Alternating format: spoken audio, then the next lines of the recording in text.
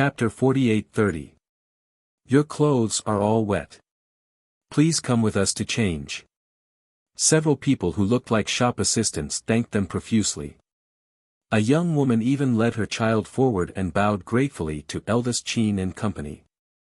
Only then did she follow the servants into the passenger cabin to change. "Miss, why don't you go in and change as well?" The middle-aged man whispered to the delicate and pretty girl who was wrapped in a blanket.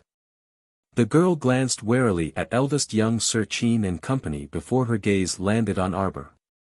In the end, she shook her head slightly. "Be careful, Uncle Gu." She could tell that these young masters and misses on the ship were not easy to deal with. Her father had already been eaten by the corpse fish at sea, so she could only rely on herself now. Soon, the commoners who had gone in to change their clothes walked out again and thanked eldest young Sir Chin and company again. "Everyone, can you tell us what happened?" Eldest young Sir Chin asked with a grin. "Young sir, our ship encountered such a huge man-eating shark." That miss said that this wasn't an ordinary man-eating shark. A woman holding a child pointed at Duo Shanmei and said, "Miss said that this was a huge, the young woman forgot her words and racked her brains, but she couldn't recall what Duo Shanmei had said. Huge man-eating shark. Naturally, Duo Shanmei did not need anyone to provide her with clothes. She had followed the servant into the inner cabin and retrieved her clothes from the inner world. Now that she had changed into clean clothes, she felt much better all over. Therefore, she was in the mood to chat with others. "Oh, right. It's this huge man-eating shark." The young woman grasped her son's hand in horror and said hastily, "When it charged over, we felt the entire ship shake. It was too scary. It's worthy of being the overlord of the ocean. Didn't your ship encounter it?" Eldest young Sir Chin shook his head and said with a smile, "It seems that we were rather lucky. The man-eating shark is so powerful." "How did you escape?" Arbor asked coldly. The girl wrapped in the blanket couldn't help but turn pale. You're suspecting us?" "Doubt." The young woman's face was filled with confusion. She quickly waved her hand and said, No, we didn't escape. At that time, our boat was capsized by a shark. We had no choice but to fall into the water. At first, I thought that Kue and I were definitely going to die. Who knew that it would be so coincidental? Before the carcass shark could reach us, we were hit by a stream of water. At that time, many people were taken out, including me and my son. The woman recalled as she spoke. Sigh, it was so dangerous. Xiaomu glanced at her and saw that woman making a fuss and gesticulating with her hands in an extremely pretentious manner. Water flow. Yes, it was an extremely hot current. Many people who weren't slapped away were trapped in the current. If they weren't eaten by the huge wave of corpse fish below, then they would be cooked into shrimp. An old man nodded and confirmed the truth of the woman's words. I didn't expect this trip to be so dangerous. Originally, I just wanted to take the Dayuan merchant ship, but I didn't expect that. Chapter 48:31.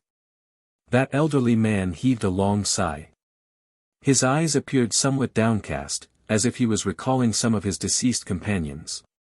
He recalled that the old owner of the Dayuan merchant ship had also died in this unexpected calamity. The elderly man couldn't help but sigh, and he turned to look at the girl wrapped in the blanket. "Miss Fong, my condolences." "That's right, Miss Fong. The dead can't be brought back to life, so you mustn't be too grieved." The young woman also grumbled. She then looked at the girl wrapped in the blanket and said, "Miss Fong, the weather is turning cold now. It's uncomfortable for you to be soaking wet like this. How about I bring you over to change your clothes?" Miss Fong and her brother were the same as them. They were ordinary people and didn't have their own inner world. This blanket was given to Miss Duo by a male cultivator beside her. He kindly lent her a blanket to wrap herself in after seeing that she was drenched from head to toe and didn't look too good with all her curves exposed. Miss Fong tightly grasped her brother's small hand. When she heard the boy sneeze twice, her gaze finally softened. She nodded and said to the woman, "Thank you for your trouble, eldest sister-in-law Yang." Eldest sister-in-law Yang smiled and said, "I." She turned around and said a few words to a boy servant on the ship before asking him to lead the way and accompany Miss Fong and her brother to change their clothes. Arbor glanced at them and said, "I'm sleepy." During this period of time, she needed to recover her divine sense as soon as possible. After taking some pills, sleeping or meditating was the best way to digest the energy. Eldest young Sir Chin smiled at her. "All right, then you go rest first. I'll make arrangements for these people." Arbor ignored him and grumbled in her mind, "If he doesn't make arrangements for these people, do I have to make arrangements for them?" The little fellow was used to being a hands-off shopkeeper. She returned to her room to rest and didn't care where eldest young Sir Chin had arranged for those people outside. By the time she finished taking the suppressing beard pill and meditated for a while and opened her eyes, the entire morning had already passed. It was time for a pleasant lunch again. Although the little stoic didn't say anything, her feet had already involuntarily walked towards the deck. After interacting with her for so long, the young sirs of the Qin estate all knew of this little stoic's strange habits. Anyway, no matter what, the little fellow would always appear on the deck every time it was mealtime for 3 meals a day. When the little stoic walked onto the deck, she raised her hand to rub her lower abdomen and inwardly said, "Mom is going to eat. Baby, absorb it well." She had just walked to the deck when she heard a resentful voice, "How can you arrange for Miss to live with Yang Deseo and the others? Young master, you can't live with those fellows either. At the very least, you should arrange a room for the two of them." Ling Gu, who was in the middle of a conversation, could not help but laugh out of anger. She immediately spoke rudely, "We're not an inn and we're not charging you. There are only 2 rooms, one for the men and one for the women. If you don't like this, you can get off the boat by yourself." These people were really laughable. They were really troublesome. When they boarded the boat, they assumed that they were people with ulterior motives. At first, Miss Fong refused to follow the servants to change her clothes. Later on, she was so wet that she couldn't stand it anymore, so she followed the young woman, Yang Deseo, to change into clean clothes. When he was changing his clothes, his expression was very ugly. His face was full of disdain for the coarse clothes of the servants. Now that she had arranged a place for them to rest, trouble came again. Did they really think the whole world was their parents? You were already fished out, yet you still didn't know how to stop. Chapter 48-32. When Steward Gu of the Dayuan merchant ship heard Ling Ji's words, he quickly smoothed things over with a bitter smile. "It's not that I don't know what's good for me. There's a reason for this. Miss Fong's brother is afraid of coming into contact with strangers and is not suitable to stay with us men. Steward, please arrange another room. It's fine even if it's smaller. Just let the 2 of them live together." "No." Ling Gu waved her hand impatiently. "There are no extra rooms." Duo Shanmei rolled her eyes and thought to herself, "It would be strange if there are no rooms. The 3 cabins to the left of the little crown princess are all empty." The little crown princess was staying on the 3rd floor of the ship. There were a total of 4 rooms above. She sneaked over to take a look and saw that they were all empty. Xiao Mu expressionlessly walked past the 2 people and went to sit at the table to wait for food to be eaten. As for that sister-in-law Yang, her son Kuei, and a few of the Dayuan merchant ship staff, they were already sitting at a small table at the side. When they heard that the owner of this ship had invited them over for a meal, they were very grateful. After all, they were penniless at the moment and had nothing they wanted. The owner was too kind to be willing to do them a favor and arrange food and lodging for them after saving them. Sister-in-law Yang and her son, 2 other elders, and a few young people were all passengers of the Dayuan merchant ship. They had interacted with Miss Fong, Steward Gu, and the others for a long time and had formed some friendships. Seeing that Steward Gu was quarreling with the owner's manservant, sister-in-law Yang, who was keen on meddling in other people's business, whispered to a staff member, "Why is Steward Gu quarreling with that young man? This isn't good. Hurry up and call him over." Duo Shanmei brought a few surviving forgetful Chuan Duo clan cultivators and sat at the table at the side. When she heard that, she couldn't help but say coldly, "What else can they quarrel about? Isn't it just a matter of accommodation? Arranging for 7 or 8 of us to stay in one room? How can we stay in such a cramped place?" Sister-in-law Yang hurriedly waved her hand and said, "You can't say that. We should be endlessly grateful that someone saved us. The owner has already done his best to arrange food and lodging for us. How can you be so picky? Besides, I've seen the bunk. It's not too crowded. The beds are all clean." The 2 or 3 women beside eldest sister-in-law Yang nodded in agreement. They didn't have any objections. To be able to escape death, have a roof over their heads, and live comfortably with food and shelter was already good enough. Arbor was sitting a little further away from them, but the deck was only so big that she could hear what they were saying. Fifth young Master Qin walked to her side while carrying a plate of braised fish. "Don't mind them, let eldest brother deal with these people. Hurry up and eat, then rest early." Arbor's little hand that was holding the fish paused slightly. She thought indignantly, "Do I look like someone who sleeps after eating?" For the past few days, she had given off such a feeling. After he finished eating, he went back to his room to sleep. After he had slept enough, he came out to continue eating. She didn't like to talk to people, and she didn't like to talk either. Sometimes, in order to make her talk, you would talk a lot, but she would look at you as if you were an idiot. You wouldn't be able to continue at all, and the conversation would come to an abrupt end. "At this speed, we'll reach the vicinity of the Pond Lotus sacred land by tomorrow night. Do you want to enter that mystic realm together?" The little stoic didn't bat an eyelid and feigned indifference. "Up to you. Then how about you stay on this ship?" The little emperor said impatiently, "We'll talk about it when the time comes." Seeing her displeasure, the 5th young master hastily nodded. "Okay. 10:00. Chapter 48-33. Humph, of course she had to enter the mystic realm.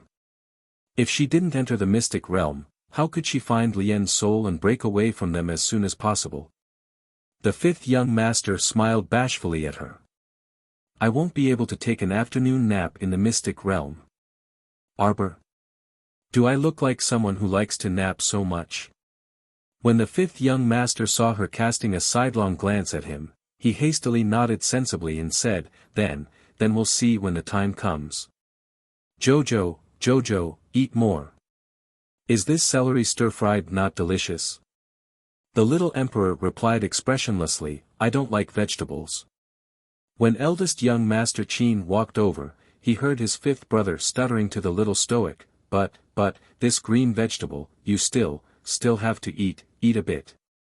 The little stoic was impatient. "Why are you so long-winded?"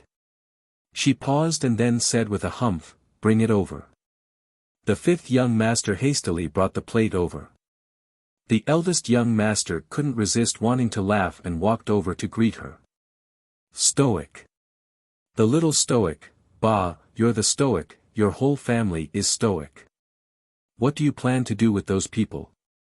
She pretended to ask carelessly, and her chopsticks moved to the fish fillet on the side. Eldest young Master Qin was a bit amused. He picked up a clean pair of chopsticks and tilted his head to look at her. "Stoic, if you're worried about them, then say it directly. If you don't say it, how will they know your intentions, right? What do I have to worry about?"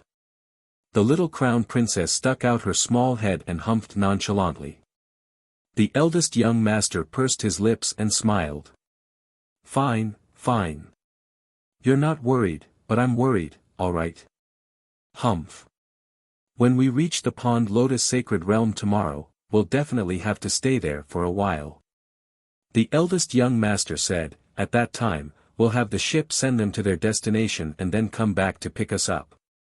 After hearing the eldest young master's plan, the little stoic didn't utter another word. Eldest young master Qin knew that she was reassured, so he smiled and didn't expose her. He used his chopsticks to pick up a piece of braised fish and slowly put it into his mouth, praising in passing, "Fifth brother, your culinary skills are getting better and better." Fifth young master Qin was a bit embarrassed from the praise, and he hastily waved his hand. Just make do with it." Arbor looked at the fifth young master curiously. "You cooked it?" The 5 young masters hurriedly nodded. The little emperor said proudly. It was very rare for him to praise her. "It's indeed not bad." Fifth young master Qin's pair of fawn-like eyes suddenly brightened. Duo Shanmei sat at the dining table with a complicated expression. She held a white steamed bun in her hand and chewed without tasting the food. Her eyes would occasionally glance at the nearby little stoic. Compared to the crude food on their table, the little stoic's table had chicken, duck, fish, and meat, as well as pastries and soup. It was simply too sumptuous. She chewed on the steamed bun like she was chewing wax. She glanced at the 3 side dishes on the table with disdain: pickled vegetables, shredded radish, and a small plate of soy beans. Speaking of which, these days were really unlucky for her. Ever since they were thrown into the sea by the little stoic on that deserted island and had their spiritual senses and cultivation sealed, their successive encounters were simply indescribable. When they were truly unlucky, they could even stuff their teeth with cold water. Not only was their inner worlds plundered clean by that scoundrel stoic, but they would also encounter several corpse fish from time to time as they floated on the surface of the sea in fear and trepidation. Fortunately, even though they had lost their cultivation, they still had some defensive artifacts on them.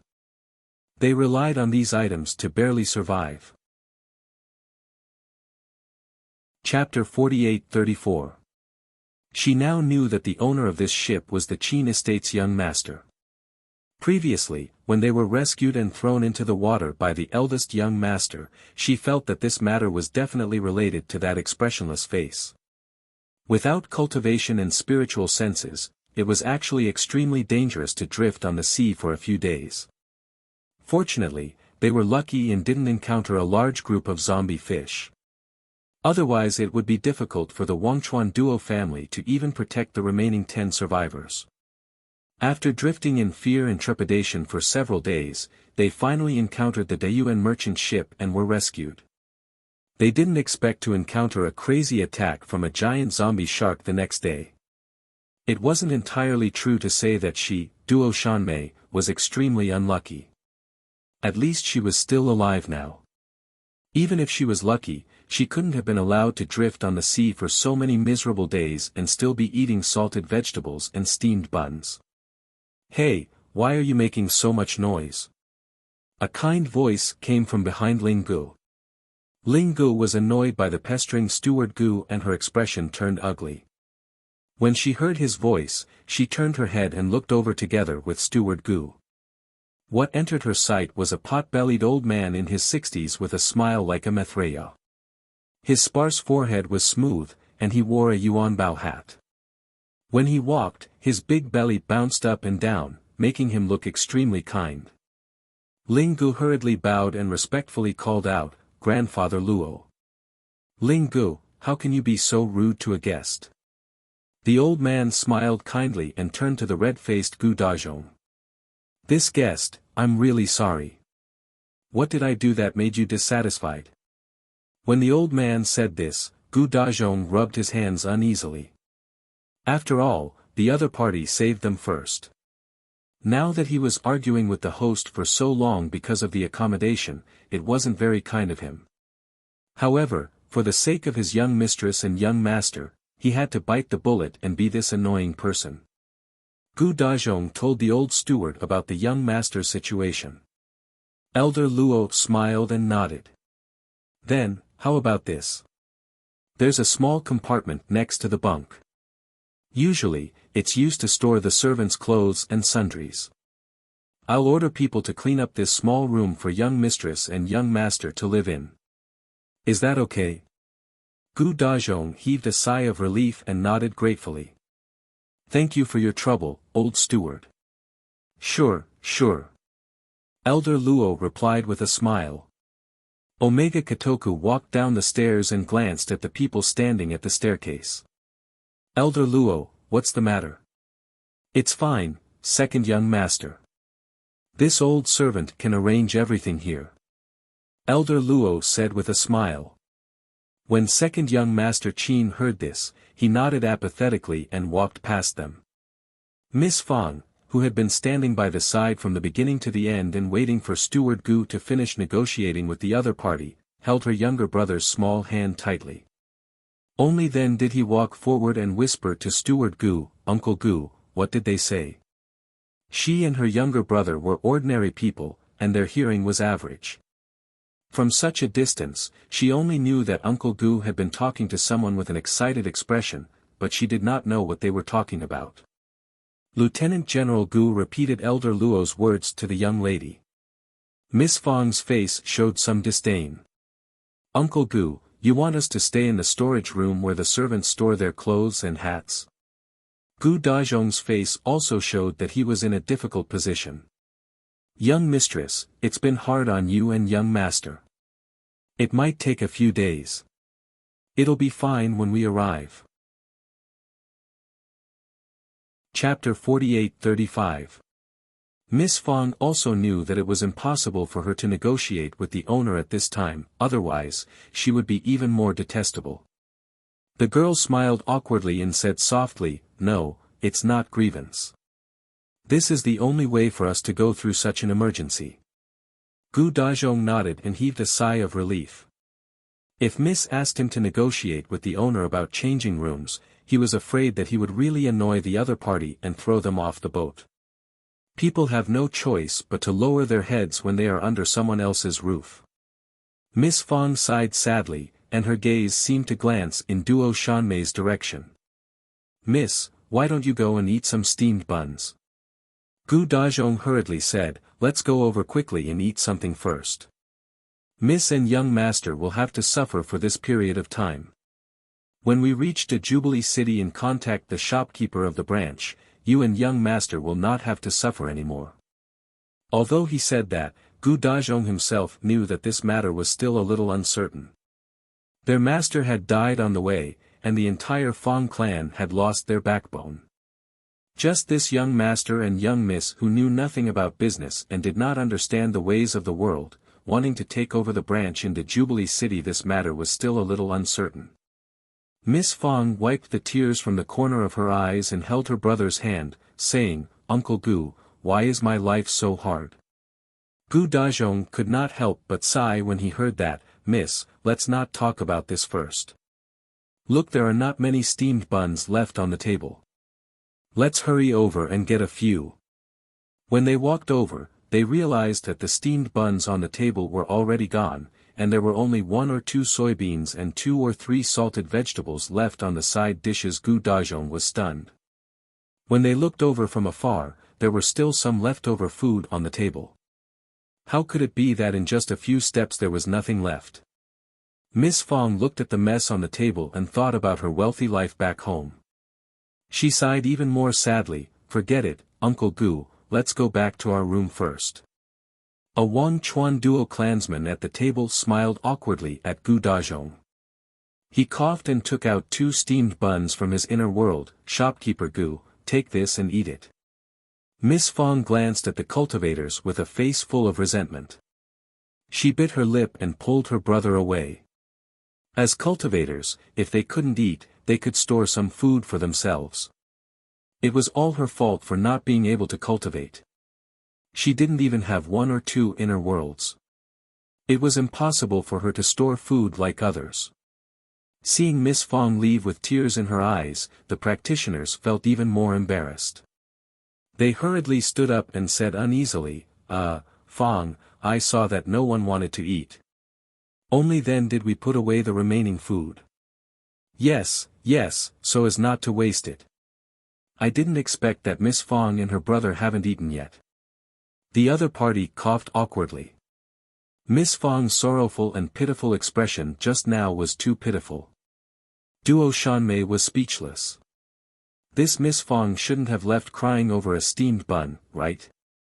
She reflexively glanced at the little stoic again.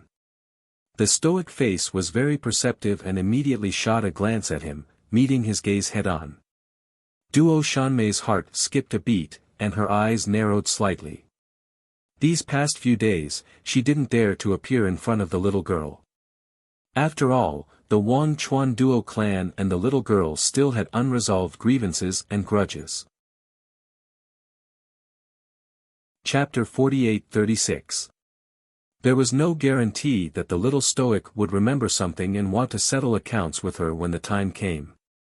Just like now, when she was being stared at by the girl's cold eyes, Duo Shanmei felt a trace of uneasiness from the bottom of her heart. Some thoughts flashed through his mind. For example, the Forgotten River Duo clan had joined forces with the Dragon clan to encircle the little girl before. Another example was her family's Duo Shanming. Right now, he seemed to still be imprisoned on a deserted island by the little stoic, and his whereabouts were unknown. Xiao Mu merely swept an apathetic glance at Duo Shanmei before retracting her gaze. While sleeping in the Datong bunk at night, Duo Shanmei kept recalling the little stoic's cold, electrifying gaze. She repeatedly wondered if this stoic would come to seek revenge on her in the middle of the night. It was unknown when it had started to rain outside. The raindrops gradually became heavier, and when they fell on the window lattice, it made a pitter-patter sound. This Duo Shanmei had always been suspicious and felt that there was a shadow floating by outside the window. She grabbed a random sword and hugged it close to her chest. Just like that, she spent most of the night in a daze. Just as he was about to fall asleep, he suddenly felt the hull of the boat shake. Duo Shanmei grabbed her sword warily and jumped up, yelling, "Who is it?" Eldest sister-in-law Yang was sleeping beside her. After being yelled at by Duo Shanmei, she jolted awake and sat up straight. She called out sleepily, "What's going on?" Dong dong dong. When the maid knocked on the door, Arbor had already dressed up and got out of bed. In fact, she was sleeping with her clothes on, so she didn't need to dress up. Two maids hurriedly came in and said, "Miss Chiao, please get ready. We might have to change ships. It's raining cats and dogs outside. I'm afraid the ship won't be able to hold on for much longer." This boat was a 3-story pleasure boat. Usually, it would be fine to sit on it and play with the wind and rain, but now that it was raining in the middle of the night, it couldn't withstand the beating of the rain. Arbor replied with an "oh" and didn't say anything else. She activated her eggshell shield to block the wind and rain and followed the two maids to the deck. From afar, she could see that Duo Shanmei, sister-in-law Yang, and the others were also called to the deck by the steward. There was no shelter on the deck, and most of the people were exposed to the wind and rain. When Miss Fong glanced at the little stoic, a faint emotion flashed through her eyes. She sighed sadly. Is this the difference between ordinary people and practitioners? Duo Shanmei couldn't take it anymore and rolled her eyes. Actually, as long as you have the money, you can also buy this defensive spiritual weapon. But without spiritual energy, how can I open the defensive barrier? Miss Fong sighed again. She picked up her handkerchief and wiped her face. It was unknown whether she was wiping rainwater or tears. Duo Shanmei rolled her eyes again. Can you stop being so sad? It wasn't that the black market didn't have defensive spiritual weapons that didn't require spiritual power. It's just that the price is a little higher. What's more, this is not the time. Hurry up and keep up. Let's save our lives first. He was still in the mood to wallow in melancholy. Who knew what would happen later? When Duo Shanmei saw the little girl, she secretly observed her expression. The little stoic looked refreshed and unperturbed. When Duo Shanmei saw that expression, she felt a bit of a headache, and her mind whirled rapidly. So it turned out that she had been tormenting herself for most of the night, paranoid that the Stoic would come back to kill her. While she didn't dare to sleep all this time, this fellow probably slept to her heart's content, right? Crash. A high wave hit them head-on. The eldest young sir's figure appeared beside the little Stoic like a ghost. He raised his hand to block and turned his head to say seriously, "Change boats." Chapter 48-37. The little crown princess uttered an "oh" again and glanced at him. She saw that this guy didn't activate his defensive spiritual weapon, but not a single drop of rain touched him. Upon closer inspection, she saw that any rainwater that touched his body was evaporated by a faint white mist. Upon seeing this, the little Stoic harumphed. He was showing off his cultivation realm. If Sir Jojo advanced to the transcendent divine realm, he could walk in the rain every day without getting a drop of rain on him. Eldest young Sir Qin inexplicably sensed that the little girl's mood had turned sour again, and she glared fiercely at him with her beautiful eyes. How baffling! How had he offended this little emperor? "Hurry and follow me." The eldest young sir wanted to pull her but discovered that there was nowhere to reach. The little Stoic was completely encased in a round eggshell, so there was really no way to pull her. The eldest young sir secretly twitched his mouth before saying, "Xiao Bao, hurry and follow me. You go first." At this time, that old steward Luo of Ford Town also hastily ran over and rushed to eldest young Sir Qin in the rain. He said anxiously, "Young sir, why are you still here? Hurry and leave. There are many corpse fish gathered under the ship, and water has already entered the lower cabin." When everyone heard that the school of corpse fish had arrived, their eyes burned with anxiety, and the children even started crying out of fear. Sister-in-law Yang hastily embraced her son and covered his mouth, saying, "Don't be scared, don't be scared. Child, we will be able to leave this place very soon." Arbor turned to glance at the mother and son before saying to eldest young Sir Qin with knitted brows, "Hurry and leave. Where are the other ships? Let them leave together." "Okay, okay." Eldest young Sir Qin nodded helplessly and sent a look to the boy servants beside him. Someone then scrambled forward to help the women pick up the children and beckoned for them to quickly follow. At this time, the ship was already swaying left and right in the wind and rain, seemingly on the verge of collapsing. Several hundred feet away, a large black ship completely covered in iron armor had silently stopped in the sea at some point in time. Seawater surged up and down in all directions, and a gust of wind blew Xiao Mu's tied-up long hair into disarray. His moon-white clothes fluttered in the wind in the dark night. Omega Katoku jumped off the opposite ship and jumped onto the deck. He frowned and stared at Arbor. "Let's go. What are you waiting for?" He wanted to go forward and grab her, but just like eldest young master, he realized that there was no place for him to grab her. He looked at her speechlessly. "Can you go there by yourself?" Arbor threw him a cold look. "Bah, just this bit of distance, can this lord be stumped? Did he think she was a good-for-nothing?" Ignoring them, Arbor rose into the air on its own. Then, everyone saw this guy wrapped in a transparent cover, rolling in the air and rolling over. Eldest young Sir Qin twitched his mouth and silently shut his mouth. Why did he feel that the little Stoic was a little comical? Arbor landed gracefully on the opposite boat. The fifth young master hurriedly ran over with a large towel in his hand. In the end, he realized that the little girl didn't need to wipe it at all. Her eggshell defensive barrier that could block the wind and rain was really unique. Duguling couldn't resist laughing.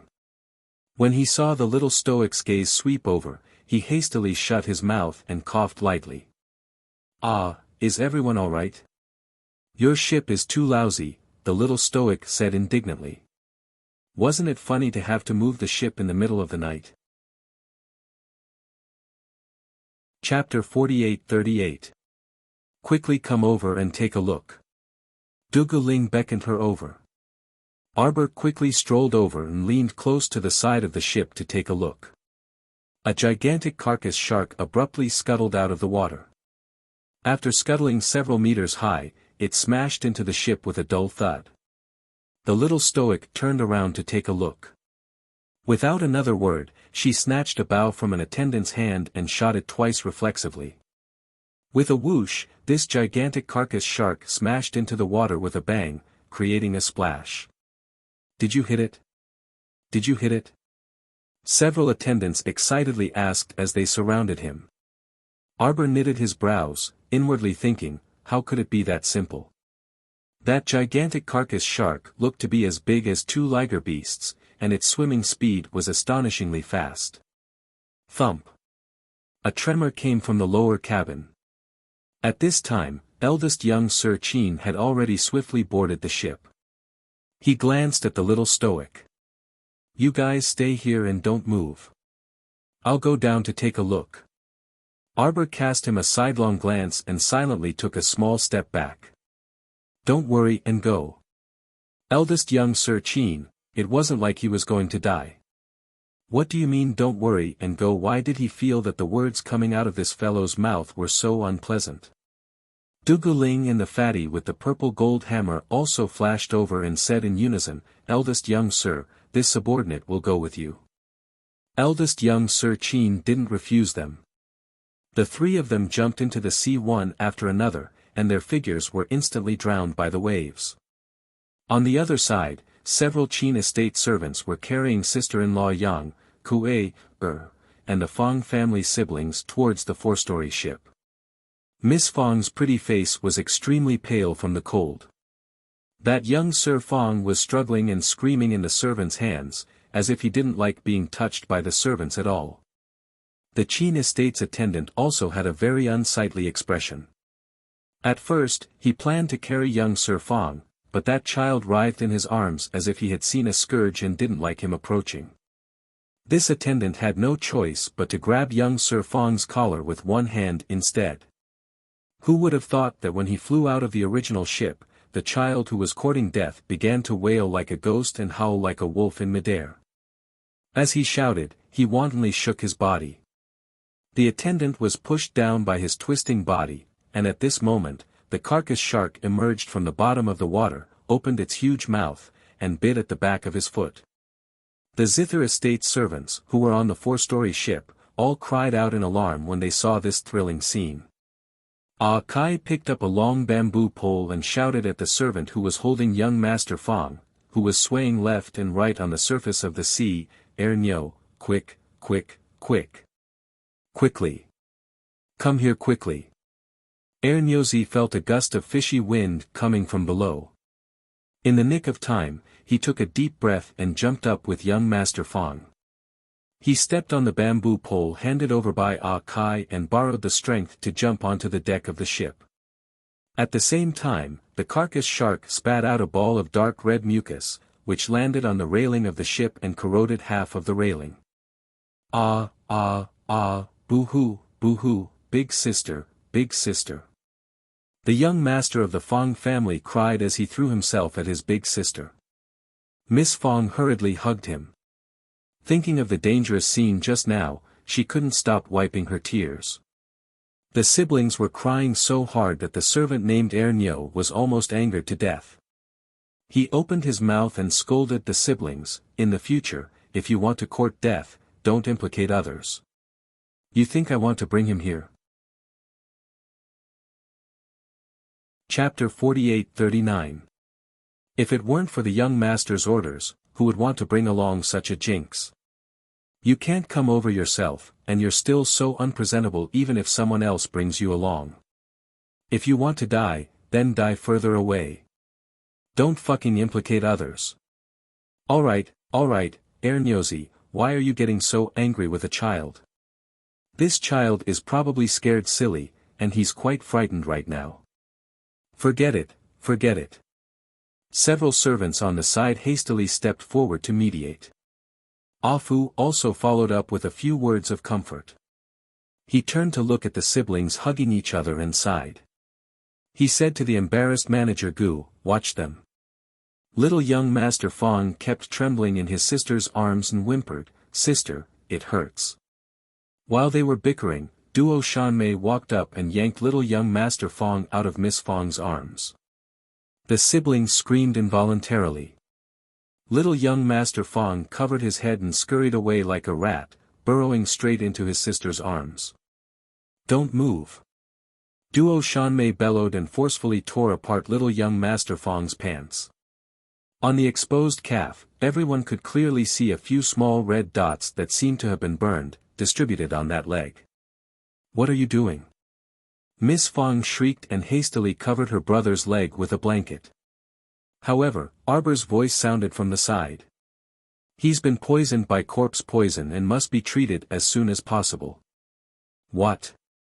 Miss Fong looked at Arbor in astonishment, her eyes full of incomprehension. "It's very obvious that he was sprayed on a few spots by the corpse-devouring shark's mucus." Arbor hinted at the Qin estate guard beside him. That guard only had a flash of inspiration, and he immediately drew his sword and took a few steps forward. Miss Fong was stunned. She hugged her brother tightly and cried out in alarm, "What are you guys doing? What do you want to do? Do you want to leave him with half a leg or save his life?" Arbor asked sternly. "You should rejoice that this corpse poison has just seeped into his body through his skin and hasn't had time to spread throughout his body." It was rare for Duo Shanmei to feel that the little stoic's words were reasonable. She nodded and said, "Miss Fong, don't hesitate. As long as you chop off half of your younger brother's leg before the corpse poison spreads, you'll be able to preserve his life." As if someone had stepped on her tail, Miss Fong screamed in panic, "No, no, absolutely not. My younger brother cannot be a cripple.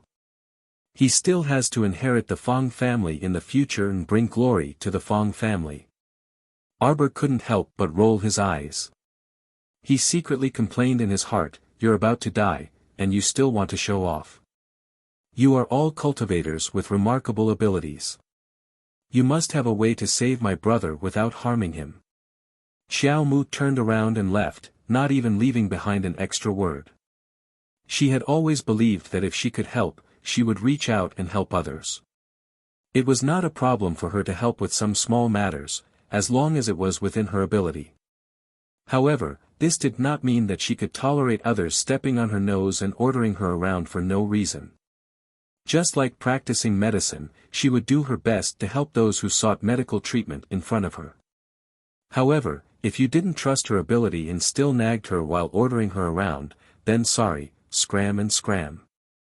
That was all she had to say. She still had to choose her own path in the future. Since that Miss Fong had chosen to save her younger brother's leg, then she could do whatever she wanted. A trace of grievance flashed through Miss Fong's eyes. Chapter 48-40. She and her brother were both ordinary people. If they asked for help from a cultivator, what could they do if it was just a small matter? That stoic-faced girl looked too cold-hearted. She actually said that she wanted to chop off her younger brother's leg. Was there no other way to compromise? She didn't feel bad about chopping off her younger brother's leg, right? Duo Shanmei couldn't help but be speechless. This stoic girl was still so infuriating. She didn't want to chat after rebuking someone and immediately turned to leave, not even sparing the other party a glance. Duo Shanmei sighed. "Say it. Do you want your younger brother's life or his leg?" If he had known this would happen, he wouldn't have acted in the first place. When Ernyozi carried this young sir from that ship to this ship, if he didn't act up and smoothly reach this ship, wouldn't everything be fine? Young Sir Fong's leg was still chopped off in the end. When young Sir Fong fainted from the pain, Miss Fong also fainted on the ground from the shock of seeing blood in her eyes. An hour later, the eldest young Sir and Fatty Dugu Ling leaped out of the water and back onto the deck. The little stoic sized them up and asked without batting an eyelid, "Killed?" Eldest young Sir Qin shook his head sullenly. This corpse-devouring shark is extremely intelligent. It immediately dived into the depths of the sea when it saw that the situation wasn't right. We didn't chase after it to avoid delaying our journey. Arbor nodded and didn't say anything else. Her room was arranged to be on the 4th floor, and the bedding, and utensils were all prepared in the room. The little stoic wasn't a picky person and was never particular when she was outside. After she closed the door and bolted it, she turned around and slowly walked to the table, pouring herself a cup of hot water. Her small hand slowly crawled across the table, her fingertips fiddling with thunder fireballs one by one. A faint haze covered the little stoic's face. Due to this storm, their ship deviated far from the course and had to make a detour for an extra day. Fortunately, everything went smoothly afterward and they didn't encounter any other unforeseen events. They also didn't run into that corpse-devouring shark with a bronze skull and iron bones. On this day, the wind was gentle and the sun was bright, and the sea was calm. Looking from afar, a golden luster danced in the depths of his eyes. 5th young Master Qin pointed ahead. Do you see the golden beach ahead? The entrance to the pond Lotus Sacred Land is at the peak of that mountain. Arbor narrowed his eyes and looked over. From afar, the small island looked like a lying motionless tortoise. The tortoise's back was high, and it was a mountain covered in fine golden sand. It was no wonder that when he looked at it from here, his eyes were filled with a golden color and were swaying like quicksand. The pool Lotus Sage Land is on this sea turtle island. 5th young master couldn't help but cough lightly and correct him. The outside world calls this island Lotus Pond Island. The little stoic was instantly displeased. It's clearly a turtle island. Where are the lotuses? There are no lotuses anywhere. There was only an old turtle lying there, unable to crawl. Under the golden sand, it was completely bare. Other than some uniquely shaped reefs, there was only sand. Jojo, we still have to wait here for 2 to 3 days. Other than Forget Chuan and Murong, we've already obtained the keys to the other 4 families. The Murong clan has agreed to give us the keys, but they want to send 3 of their disciples to go with us. Eldest young Master Qin said, I've already agreed. Arbor uttered an oh. Eldest young Master Qin looked at her with a laugh. Could it be that Jojo has never heard of Forget Chuan and Murong? Chapter 48-41. Murong. Arbor's heart skipped a beat, but he didn't say anything and merely glanced at eldest young Sir Qin. Eldest young Sir Qin couldn't help but nod with a chuckle. That's what you're thinking. Your master, Murong Sun, is from the Murong family of Wangchuan. Arbor blinked. Speaking of which, you should be somewhat related to the Murong clan of Wangchuan. How is it? They should arrive the day after tomorrow. Aren't you a bit excited? Arbor glanced at him without a ripple of emotion. Although he didn't say anything, his disdainful gaze expressed it very clearly. Who the hell knew what was going on with the Murong clan of Wangchuan? Sir Jojo wasn't someone who liked to go around acknowledging relatives. So, aren't you a bit excited? Arbor rolled his eyes before leaping up and flying toward the beach. Eldest young Sir Qin rubbed his chin and pursed his lips. Always so tsundere. You clearly have some expectations, yet you like to act like you don't care. You really need to discipline that wife of yours when you're free, the little radish around 5 or 6 years old said to Mo Lien gravely as he sprawled on Shenwu's back. Of all the things she could do, she just had to make these messy transformation talismans. Look at what she's turned me into, huh? It had already been several days, but his little lousy body still hadn't recovered. He was currently paranoid and couldn't help but seriously suspect that Mo Lien was purposely tricking him and purposely turning him into this short figure. Shenwu propped him up on his back and couldn't resist saying, "We've already been together for so long, so we should trust each other a bit more." As if I'd trust you. The little serpent glared at the 2 men beside him with a huff. Look at what you've been doing these past few days, wandering around aimlessly after entering the city. Don't blame me for not warning you. With my powerful divine conscience, I can sense that at least 4 or 5 groups of people have already noticed you. Shen Wu patted the child's back. Wrong, it's us. The little snake was so angry that he punched Shen Wu's head. Walk properly and don't talk so much nonsense. Ma Shichen looked back from time to time. How are we going to deal with the people behind us? These people have been eyeing us for a few days now. It's probably because you guys are too ostentatious in the city and have attracted their attention. Do you know what these 2 fellows have done that would incur the wrath of man and God? Ever since they entered the city, they had done this kind of thing every day. For example, squatting in front of a roasted rat stall and eating hot sweet potatoes. She really didn't know what that dignified and elegant Prince Mo always kept in his storage talisman. There were roasted sweet potatoes, spicy dried tofu, oranges, and everything else. In the city of Sin, roasted crispy mouse was considered a luxury food. It was hard to imagine that these 2 cheaters would actually eat roasted sweet potatoes in front of other people's stalls. What was even more infuriating was that yesterday, they actually sat in a stone pavilion by the street, toasting each other and drinking wine, accompanied by 2 or 3 exquisite side dishes. After that, everyone was given a bowl of egg and pork noodles. Was this something that a human could do? Before entering the city, Shen Wu had already reminded these 2 cheaters that the resources in the city were extremely scarce, and none of their belongings could be seen. Chapter 48-42. Alright, whatever Shen Wu reminded them of, they would do the exact opposite. Shen Wu reminded them for nothing. The number of crazy things these 2 had done could not be counted with 10 fingers.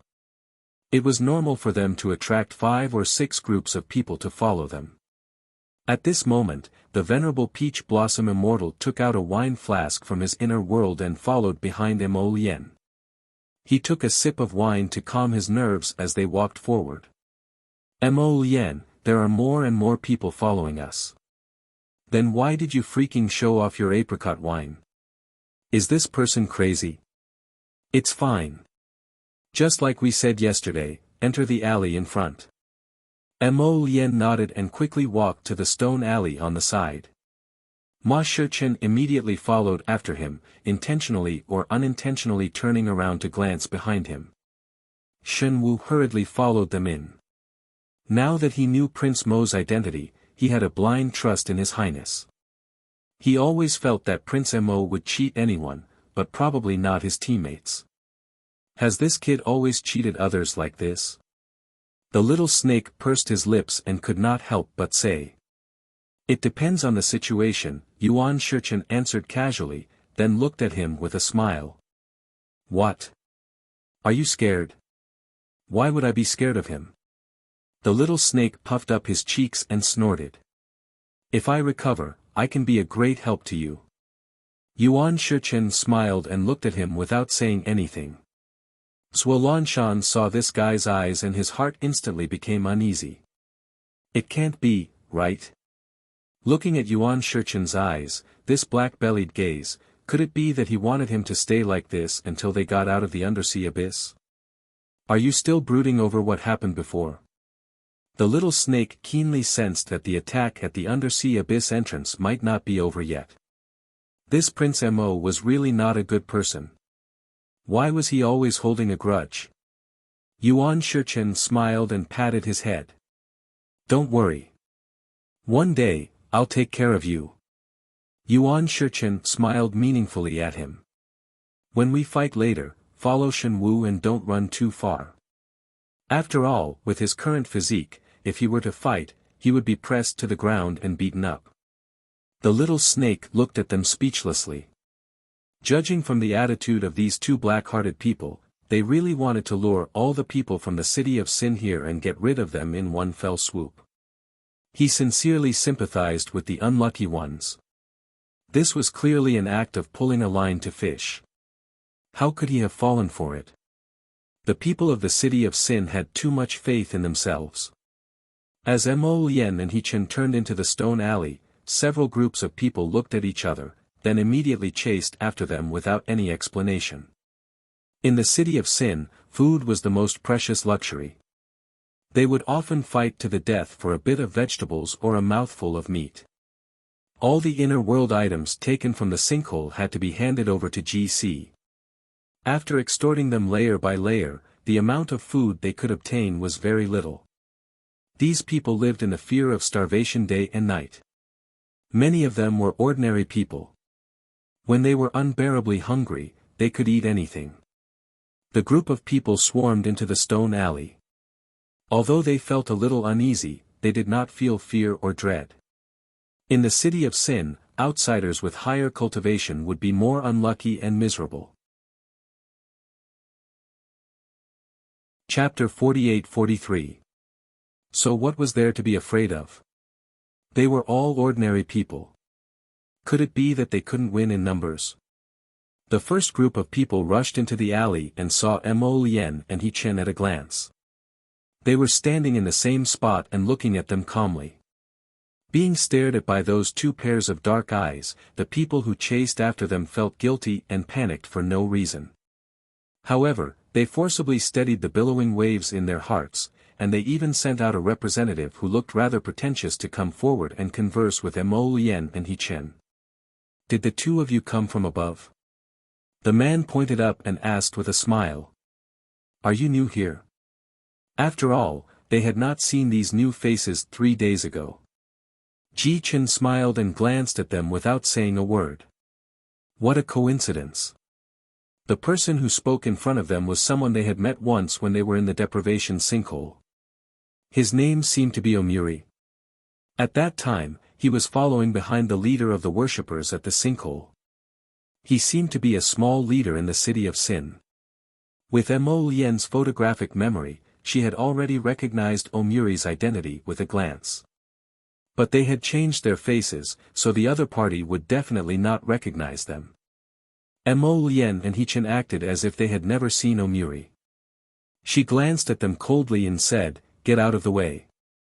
My friends, why aren't you answering?" Behind Omuri, a skinny man walked out. His deep-set eyes were filled with hostility as he stared at them. His eyes were filled with greed as he glanced back and forth between the two of them. There was definitely something strange about the inner worlds of these two people. In such a place, they could actually take out 2 bowls of hot noodle soup. They had never cooked anything before, so there was definitely something strange about it. The inner worlds of these two people should be quite big and filled with many resources. Even if they couldn't take all of it for themselves, as long as they could get a small part of it, it would definitely make their lives easier in the short term. This kind of hope was really tempting. So much so that for such a goal, they did not hesitate to take the risk. Omuri and the others didn't make the first move.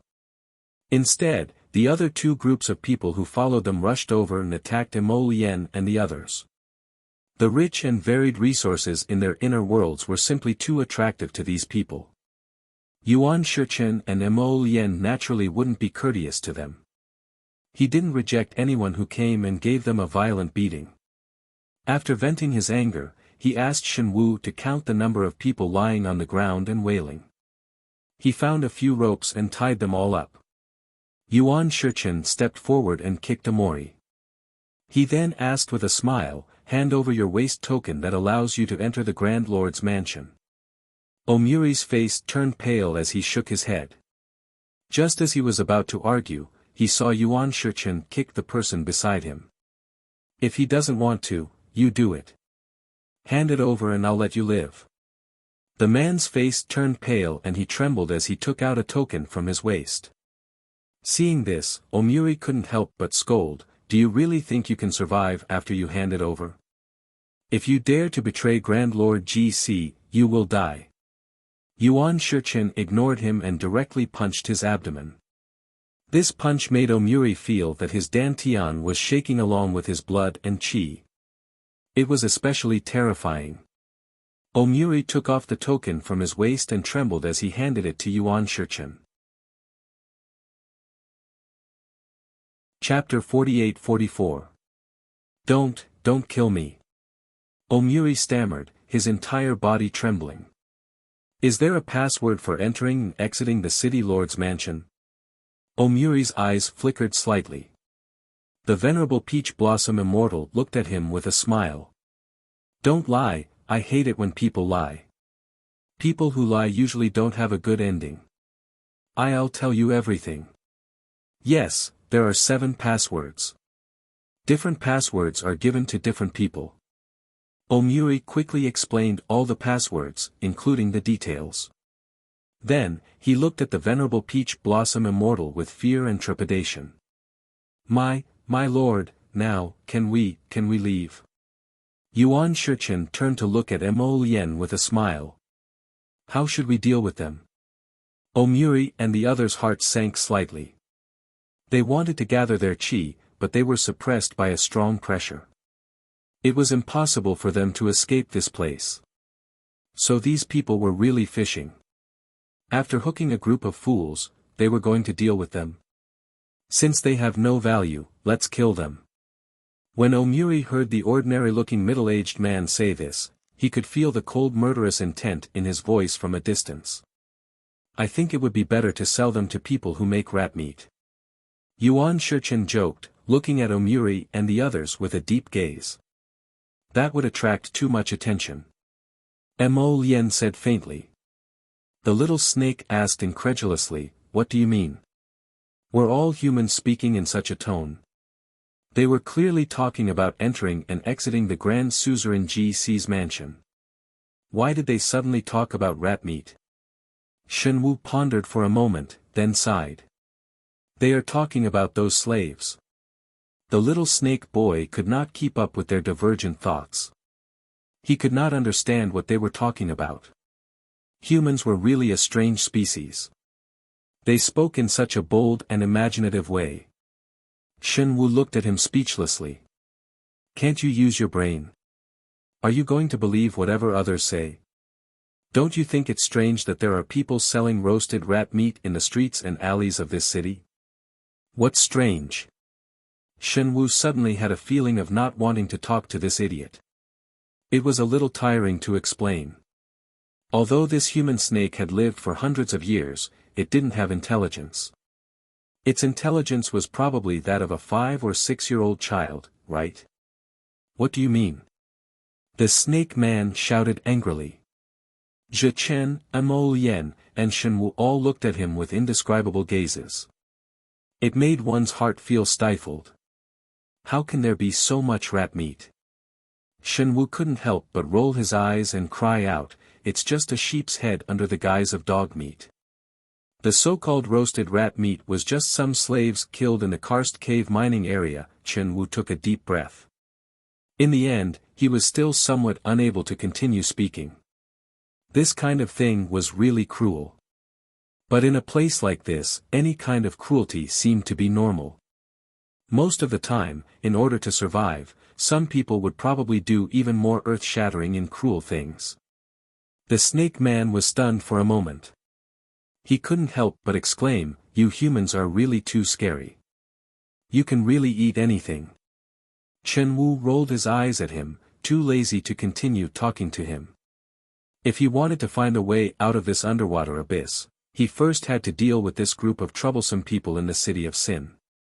After that, he was able to settle down and search around the area. No matter what, he should be able to find a way out. Chapter 48-45. The Murong clan only sent 3 young men and women on this trip. Other than that, no one else came along.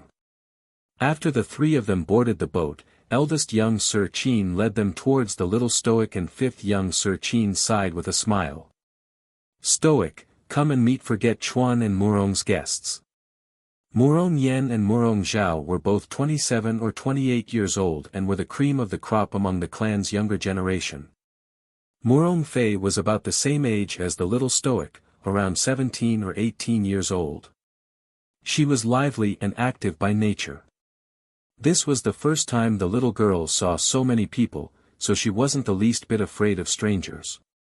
When her round eyes looked at the little Stoic, they involuntarily brightened. The girl in front of her had a face as pure as snow and jade, which was rarely seen in this world, so she couldn't resist taking a few more glances. At the same time, the little stoic was also expressionlessly looking at Miss Morong Fei. Her gaze landed on her, as if she was looking at something through her small face. Morong Fei and Morong Sun were truly aunt and niece. Their appearances were 40% to 50% similar. When Arbor saw this girl for the first time, he felt a sense of familiarity spontaneously arising. It was as if his master had pushed open that cold ice coffin and quietly walked to her side. "I think I've seen you somewhere before," Morong Fei finally couldn't resist saying after hesitating for a moment. "Apologies, my younger sister, Fei, didn't disturb this miss, right?" Morong Yen hastily apologized when he saw the little stoic's taut face. His younger sister always liked to find something to talk about and could strike up a conversation with anyone. Unfortunately, not everyone liked to chat idly with others. For example, this bright-eyed little girl in front of him seemed to dislike the three of them. From the moment they met until now, he hadn't seen the little girl reveal half a smile. Thump thump thump. A wave of hurried footsteps approached from afar. Gu Dazhong saw Morong Yen and his siblings with a glance and immediately welcomed them with a beaming smile. "It really is you, young Sir Morong." Arbor originally wanted to find this Miss Morong Fei to speak a few words and ask her if she knew Morong Sun. Gu Dazhong's sudden interruption made the little stoic a bit more displeased in her heart. However, looking at Steward Gu's happy expression of meeting an old friend in a foreign land, Arbor did not say much and silently took a step back. Morong Yen turned around and looked at Steward Gu, his expression slightly startled. "You are the one beside Uncle Fong, Steward Gu?" Yes. Young master has a good memory. We've only met once back then, so you still remember me. Manager Gu said with a face full of joy. "I really didn't expect to meet young master here." "Oh, that's right. My young miss and young master are also on this ship. Young master, let's go over and have a chat." Morong Yan's face revealed a trace of embarrassment. He hadn't come here to reminisce about the past. He still had some matters to discuss with Grand Duke Qin and the second young master Ziqin. Gu Dazhong hurriedly poured out his grievances. "Young master, our old master brought young miss along the way for two reasons. Firstly, it was to inspect the properties in Great Jubilee City. Secondly, it was also for young miss and young master's marriage." Morong Fei opened her mouth wide. How could there be such a coincidence? The three siblings had received a mission from their clan to follow the Qin family to the Pond Lotus Sage realm. They could still meet eldest brother's fiancée along the way like this? What kind of ill-fated relationship was this? Morong Fei tugged on her second brother's sleeve and pulled him to the side. "Didn't father say that eldest brother's engagement was annulled the year before last?" Chapter 48-46. That's right. Morong Zhao had an incomprehensible expression. When eldest brother was in closed-door cultivation 2 years ago, the Fong family sent people to annul the engagement. They said that the girl couldn't afford to wait and wondered if eldest brother would enter closed-door cultivation for several more decades. It wouldn't be good to keep delaying the marriage. Morong Fei nodded. She was also very clear about this matter. Back then, the Fong family brought people to denounce him, and her father apologized awkwardly. Eldest brother and that Miss Fong were originally not too compatible. With eldest brother's current mystique venerable cultivation, he probably still had several hundred years to live in the future. Miss Fong had never cultivated and was only a normal person. She absolutely couldn't accompany him for his entire life. Therefore, she remembered that when the Fong family proposed annulling the engagement, her father readily agreed. Why was this manager Gu talking about this marriage as if they were close friends now? Could it be that Miss Fong was unable to get married, and the Fong family's master regretted it afterward? And when he saw eldest brother coming out of closed-door cultivation, he wanted to pick up this marriage and establish a relationship with their Morong clan again? This was too comical and laughable. Morong Fei couldn't resist shaking her head. Suddenly recalling something, she quickly walked to the little stoic side and said with a smile, "Little miss, I remember where I've seen you before." Murong Fei said with bright eyes, "I've once browsed through all the information about the holy water sect that aunt is in. You're my youngest aunt's personal disciple, right?" With Murong Fei's mention, Murong Zhao's memories also came back. He hastily nodded and said, "Right, no wonder I found you strangely familiar. So you're a disciple of the holy water sect." Arbor glanced at them and pretended to ask casually, "You all know about Master's matter?" Murong Fei withdrew her playful expression and nodded solemnly. Back then, the holy water sect's destruction dealt a huge blow to father and my uncles. Our clan sent people to Seekong planet to investigate the truth, but at that time, the entire holy water peak was enveloped by withered vines and ancient trees. The main peak was razed to the ground, leaving not many traces behind. However, we could still analyze some clues. Murong Fei said seriously, "The clan has always sent people to investigate this matter. After a period of close observation, we followed the clues and found the direction of Shantian Prefecture. However, when we arrived, the entire 6 prefectures were in turmoil. There was a hidden force sweeping through the 6 prefectures like a hot knife through butter. Right now, the authority is completely under Shantian Prefecture, in the hands of that Shantian Prefecture's prefecture lord." Murong Zhao nodded. "In order to find out the cause of little aunt's death, we could only send people to secretly capture the Shantian Prefecture's prefecture lord." "What?" Arbor had been listening and didn't say anything. Only a faint sense of melancholy lingered in his heart. "Isn't this the right way to treat your family?" Regardless of the reason, Murong Sun left the Murong family of forgetfulness and headed to the lower star domain to develop herself. However, the clan still kept Murong Sun's whereabouts in mind. Once they received news of her death, they would definitely send someone to investigate. Not every family was as cold as Wang Chuan Longshirt to his mother, right? When Arbor abruptly heard Murong Zhao say that they captured the Shantian Prefecture's prefecture lord, he couldn't help but raise his voice. "Shit, it can't be, right?" She had been busy all day recently and hadn't contacted Duanzhong for a long time. Could it be that this old fellow Duanzhong was captured by someone? Chapter 48-47.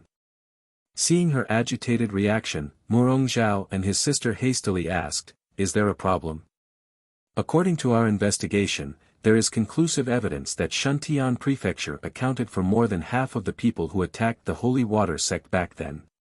Arbor glanced at the siblings and asked exasperatedly, "Dun I mean, you guys captured that Shantian Prefecture's prefecture lord, Gung Pengcheng, and brought him back to the River of Forgetfulness?"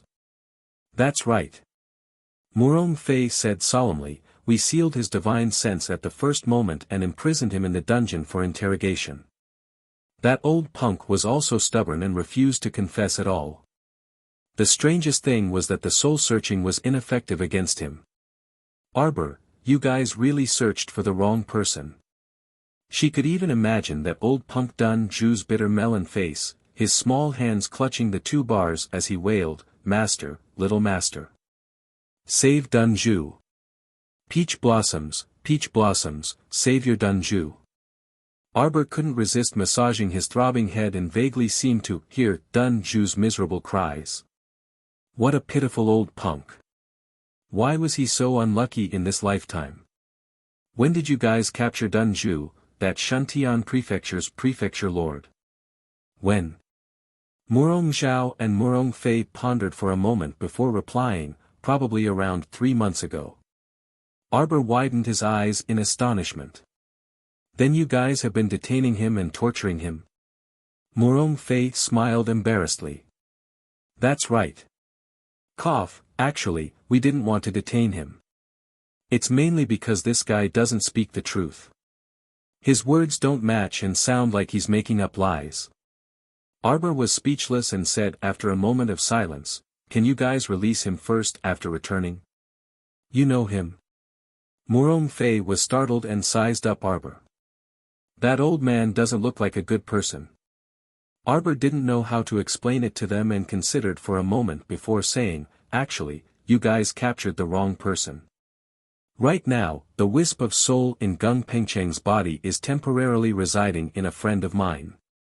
Murong Zhao and his sister were at a loss for words as they looked at Xiaomu speechlessly. It's a long story. Let's talk about it later. Arbor signaled them to turn around with his eyes. Murong Zhao and his sister turned around and saw their eldest brother, Murong Yen, walking towards them. Murong Fei smiled and said, "Is it settled?" Murong Yan's expression was somewhat stiff. He shook his head and raised his hand to massage his throbbing temples. In a low voice, he said, "This steward Gu is adamant that there is no annulment of the engagement document, saying that this matter is not set in stone. Therefore, the engagement still exists." Everyone looked at each other. His big brother was being blamed by someone. Murong Fei's little face puffed up in anger. Back then, they were the ones who wanted to break off the engagement. Now, they are also the ones who refuse to break off the engagement. I really don't know what they are trying to do. Why is it that the reason of the world is always on the side of the Fong clan?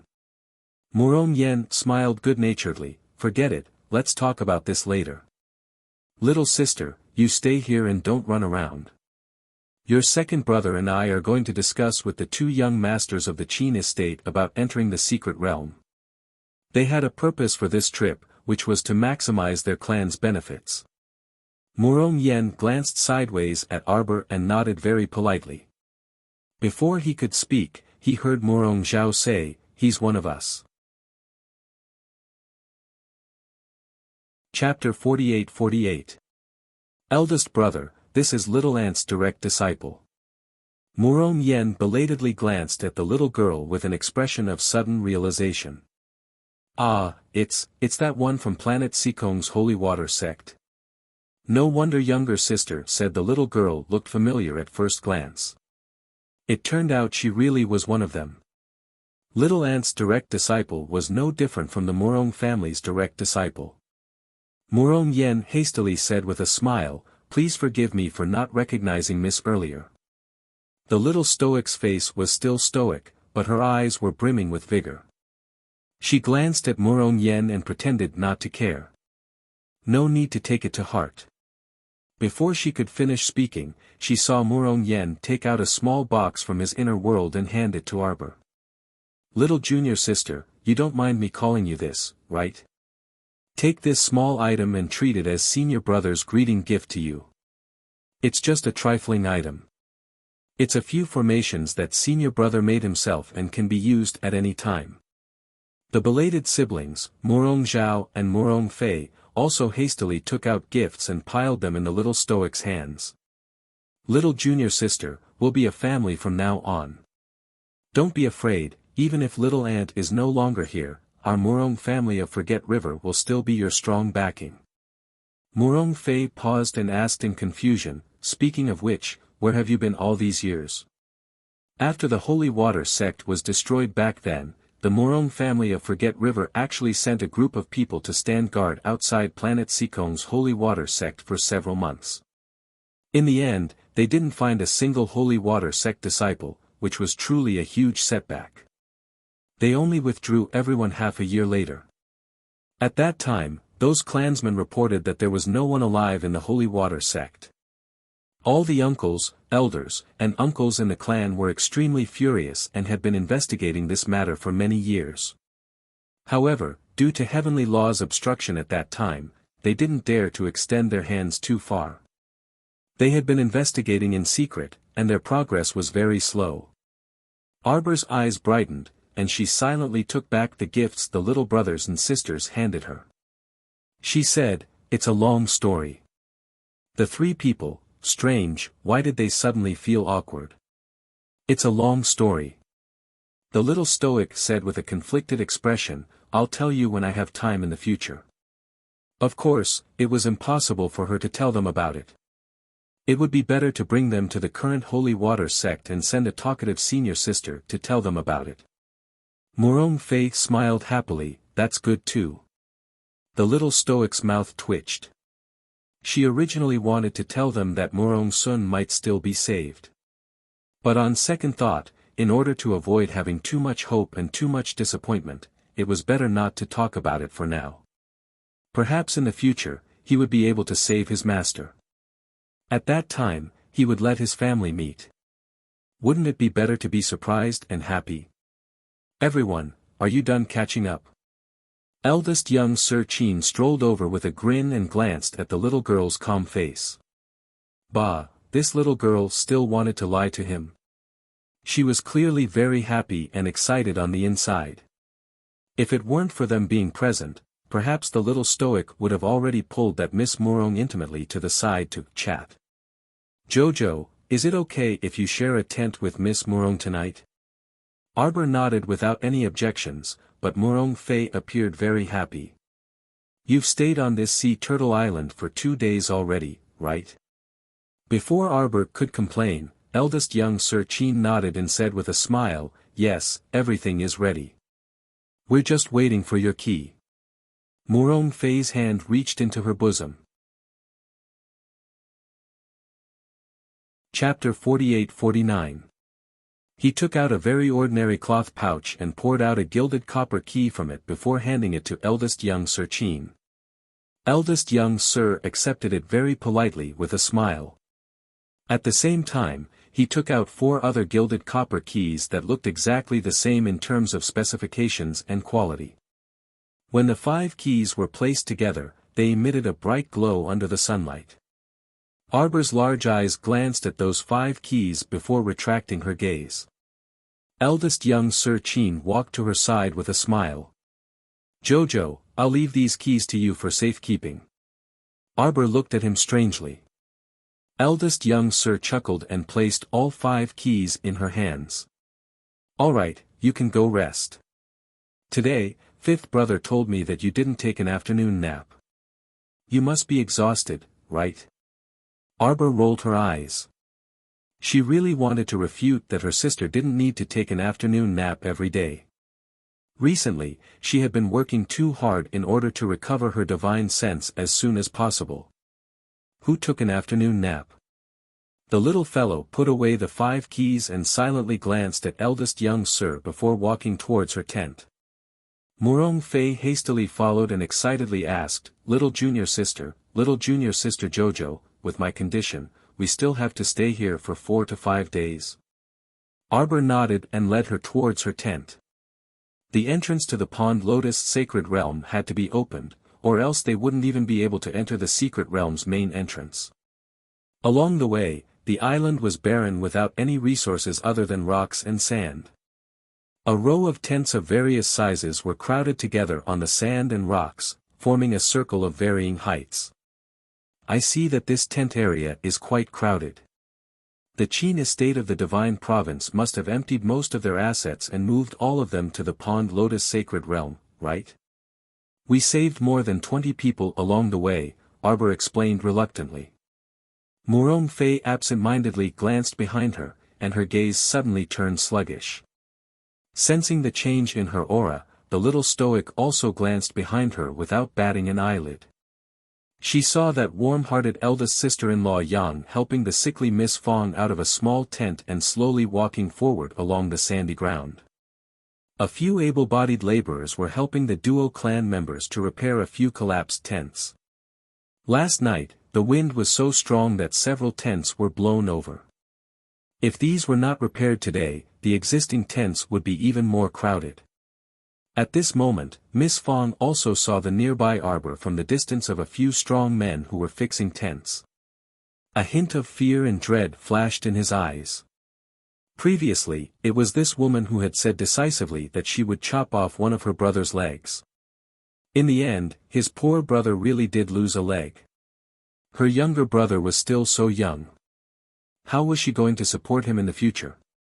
These hateful practitioners were all high and mighty, dominating the lives and futures of the weak. They were extremely hateful. Arbor glanced at Miss Fong and then retracted his gaze. His brows unconsciously furrowed. In that instant, she could feel Miss Fong's intense resentment. This girl actually resented him. Arbor shook his head. What's wrong? Murong Fei keenly sensed that there seemed to be some animosity between Arbor and Miss Fang. Speaking of which, it was strange. How could a quiet person like the little stoic have a conflict with Miss Fang? Arbor led Murong Fei back to his tent. Senior sister. Chapter 4850. The little stoic said with a stoic face, "Go rest first and come out to eat in a bit." Fuck, what is that thing? Quick, quick. Get out of the way. Hurry and disperse. It's crashing down. A series of exclamations rang out. Arbor looked up and saw a bird-shaped flying device crookedly crashing into the tent area ahead. That collision looked like it was going to destroy heaven and earth. Everyone screamed as they fled from their tents one after another and swarmed toward the area where Arbor and Murong Fei were standing. From afar, they saw that bird-shaped flying spirit tool somersaulting a few times in the air before swooping down toward the ground. Boom! After a loud noise, the front cabin of the flying spirit tool plunged into the sandy ground, raising a row of tents nearby to the ground. A duo clansman was strenuously propping up a tent. When he saw this scene, he was so shocked that he couldn't close his mouth in time and ate a mouthful of dirt on the spot. The tent that had just been set up in front of him was torn to pieces with a crash. Everything fell apart. Young Master Omega Kotoku rushed over when he heard the commotion and hastily ran to the little stoic side to ask, "Are you all right?" Arbor was baffled. What could happen to her? She was already quite a distance away from where the flying spirit tool had crashed. What problem could there be? Young Master Omega Kotoku sized her up. Seeing that she was indeed fine, he nodded and instructed, "Stay here and don't move." The little stoic. It was really annoying. Everyone always liked to say this to her. After glaring at Omega Kotoku's back, the little stoic tugged at Murong Fei beside her. "Let's go over and take a look." Murong Fei's lips curved. How could she not watch a good show? She naturally agreed gladly. The two of them quietly ran over. When they got closer, they saw a large circle of people gathered there. There was a large pit in the middle. Half of a bird-shaped flying spirit tool was buried in the pit. It took a long time for the door of the air transportation spiritual tool to finally open from the inside. A brownish-yellow spirit dog that was barking madly jumped out from inside. When it saw the group of people staring at each other, it didn't care about anything else and barked at them. Until a lazy voice called out, "Shut up." Only then did the big fellow stop its incessant barking. It hopped over to the side of the spirit tool cabin and used its claws to crawl down the cabin door. He saw a young man in white who looked to be about 20 years old climb out of the spirit tool cabin. She raised her hand and patted the dog's head. Then, she turned her beautiful eyes and met the Omega Kotoku's lukewarm gaze. "So it's young Master Yun from Shang Yuancheng." It seemed that Omega Kotoku recognized the person in front of him. Arbor thought for a moment, then he took a few steps forward and stood a little closer to Murong Fei, watching the show. "Ah, it's really a small world." That young Sir Yun pretended to be surprised and then lazily walked forward. "Qin Estate's second young sir, you also came to Lotus Pond Island for a vacation?" "Vacation my ass." Everyone rolled their eyes at him. "You came to this lousy island for a vacation and almost destroyed the entire tent area as soon as you arrived, as if the holy domain collided with the divine continent. Yet, you could still show such a harmless expression. You were simply asking for a beating. Is that not the case?" Young Sir Yun was surprised. "This humble one came here for a wonderful vacation. I heard that the people of Wang River are beautiful, and the mountains, rivers, and scenery are all beautiful." Chapter 4851. He paused, and his gaze landed on Arbor. Suddenly, his eyes brightened, and he exclaimed, "Wow! There's an exquisite and wonderful person here. Young Master Omega Katoku scooted a few steps in front of him and blocked his wanton sizing up gaze. Your Yun family also wants a share of the loot. What do you mean? Young Master Yun asked innocently, share what loot? This young master said that I came here for a vacation. Enough, enough. He knew that he wouldn't get any information from this person even if he rambled on. Young Master Omega Katoku gruffly interrupted him. Yun Yunji, so what if you're here? Can't you be more reliable and do things properly? Young Master Yun hastily apologized, sorry, the Forgetfulness River is too vast. Before setting off, Elder Brother already reminded me that I can't use the air transportation spirit weapon because it's easy to get lost. I have to take a boat. Unfortunately, I didn't listen to Elder Brother, and as a result, we've been wandering around the Forgetfulness River for almost 10 days, and there's really nothing we can do about it after running out of spirit stones. This young master also didn't want to fall down. Unfortunately, it really can't hold on any longer. As they spoke, a dozen or so people continuously crawled out of the spirit weapon cabin. Each of them had a dumbfounded expression as they looked around. A burly man nearly 2 meters tall like an iron tower quickly walked up and asked with a bow, Young Master, you're not injured, right? Young Master Yun glanced askance at him. Do you think this young master looks injured when he's talking cheerfully and wittily? Alright, move to the side. He circled around the Omega Katoku young master blocking his way and walked towards the little stoic. However, a white figure flashed in front of him, and eldest young Master Chin also floated over from the side and blocked his path with a grin. Little third Yun, did you come to the mystic realm to look for treasures? Ah, eldest young master, hello. Yun Yunji walked up very politely and cupped his fists in greeting at eldest young Master Chin. This young master came here to sightsee. Eldest young Master Chin and young Master Omega Katoku rolled their eyes at the same time. What? Based on what you're saying, there's a secret realm that's about to open. Young Master Yun blinked his doggy eyes and asked curiously, can I bring my men in with me? After all, I can also gain some knowledge. First young master and second young master complained in their hearts at the same time, if I said I wouldn't bring you along, would you obediently stay here and not follow me? What was she pretending for? She was even better at pretending to be a little black lotus than Mo Lien. He really wanted to stomp on him a dozen times. Yun Yunji finally circled around the 2 young masters who were like wooden stumps and swiftly flew to the little stoic's side. He said with a grin, ah, nice to meet you, little miss. I'm Yun Yunji from the Yun family. How about we get to know each other? You're a member of Shangyuan City's Yun family. Murong Fei was vigilant as she raised her hand to shield the little stoic and pulled her back. That's right.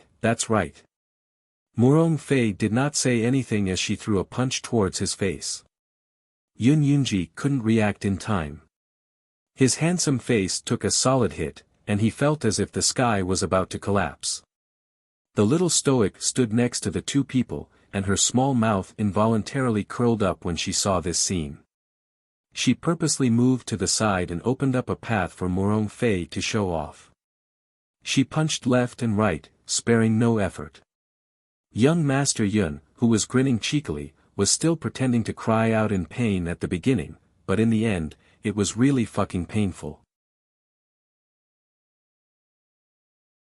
Chapter 48-52. There was truly no justice in this world. Of the 2 ladies in front of him, although the little stoic looked icy and expressionless, her appearance was truly fair and adorable and very eye-catching. As for the slightly taller lady next to the stoic man, although she was inferior to the stoic man, she was also very good-looking. Yun Yunji felt that he had never been so unlucky in his life. Not only was he beaten up by a beautiful lady, but he was also being watched expressionlessly by another one. Stop, please stop. Yun Yunji could only hastily shout, Miss, what exactly is going on? Why are you beating me, Io? At the start, he could still shout, but in the end, he had no choice but to retaliate in self-defense. In the end, the most ridiculous thing happened. As soon as he retaliated, the little stoic, who was originally watching from the side, suddenly pulled out a wooden club and hastily shouted, "Senior sister, you're not fighting alone." She swung that shiny golden club and rushed forward, ganging up on Yunyunji with Morong Fei. Everyone, eldest young Sir Qin couldn't help but twitch his mouth, feeling that he couldn't bear to watch. After being hit twice by the club, Yunyunji felt that if he retaliated against the little stoic again, he might be even more unlucky. Thus, he didn't retaliate again and just kept fleeing outside, almost colliding head-on with fifth young Sir Qin, who was walking over with a plate of pastries. What happened? Fifth young Sir glanced at them in astonishment. Just now, he was preparing food in the distance when he heard the huge commotion, so he hurried over to take a look. The little stoic silently put away that golden club and bounced to fifth young Sir's side, adeptly helping him take the plate in his hand. "Don't eat too much, it'll be dinner soon," fifth young Sir instructed. Eldest young Sir Qin couldn't help but facepalm. He kept feeling that this fifth brother of his was becoming more and more like a little stoic bodyguard he had to exhort him for everything. "What's wrong?" Fifth young Sir looked up at his eldest brother and second brother. When Yunyunji saw the little stoic walking past him with a plate, his mouth couldn't help but twitch as he shouted, "Why did you hit me?" The little stoic thought for a moment before swallowing half a pastry and answering, "I can't let senior sister fight alone." Morong Fei couldn't resist beaming with joy. This little junior sister that he had just reunited with was truly too interesting. Little Aunt really had good taste. How did she find such an interesting little stoic disciple for her? The corner of Yunyunji's mouth twitched. "Then do you know that this senior sister of yours is very problematic? She hit me all of a sudden. She didn't even have a reason for hitting me. Don't you think this is wrong?" The little stoic nodded. "It's a bit off. Yunyunji, why did you step forward to help the tiger do evil? You have no integrity, you little rascal. There's nothing I can do about it. She's my senior sister." Yunyunji became even more melancholic and speechless. "But I'm still your senior brother. Do you know? Our Shangyuan City's Yun clan is the clan of your mentor, the principal of the Royal Academy, Yun Piaomiao. So when you beat up Yun Piaomiao's nephew, your proper senior brother, do you think you did the right thing?" The little stoic's eyes instantly brightened. Yunyunji felt an inexplicable sense of panic. "Fuck, what's going on? This stoic face doesn't look like a happy reunion. You're the nephew of Dean Yun." "That's right, I'm your senior brother, Yunyunji." "Senior sister, hit." The little stoic hollered and rushed forward again. Chapter 48-53. This idiot in front of him was actually Yun Piaomiao's eldest nephew? This was really great. In the past, due to his respect for his teachers, he couldn't find any reason to beat up the headmaster who tricked him. Now, his fat nephew had personally delivered himself to his doorstep to be beaten up. It simply couldn't be any better. This fellow was in a great mood and directly stuffed the plate into the fifth young master's hands. Without another word, he took out that golden club and smashed it at Yunyunji.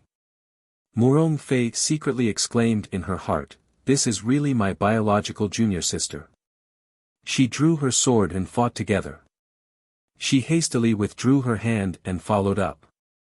The two of them flew forward one after the other. The club whooshed through the wind, and their fists rained down. Without another word, they gave Yunyunji another round of fat beatings.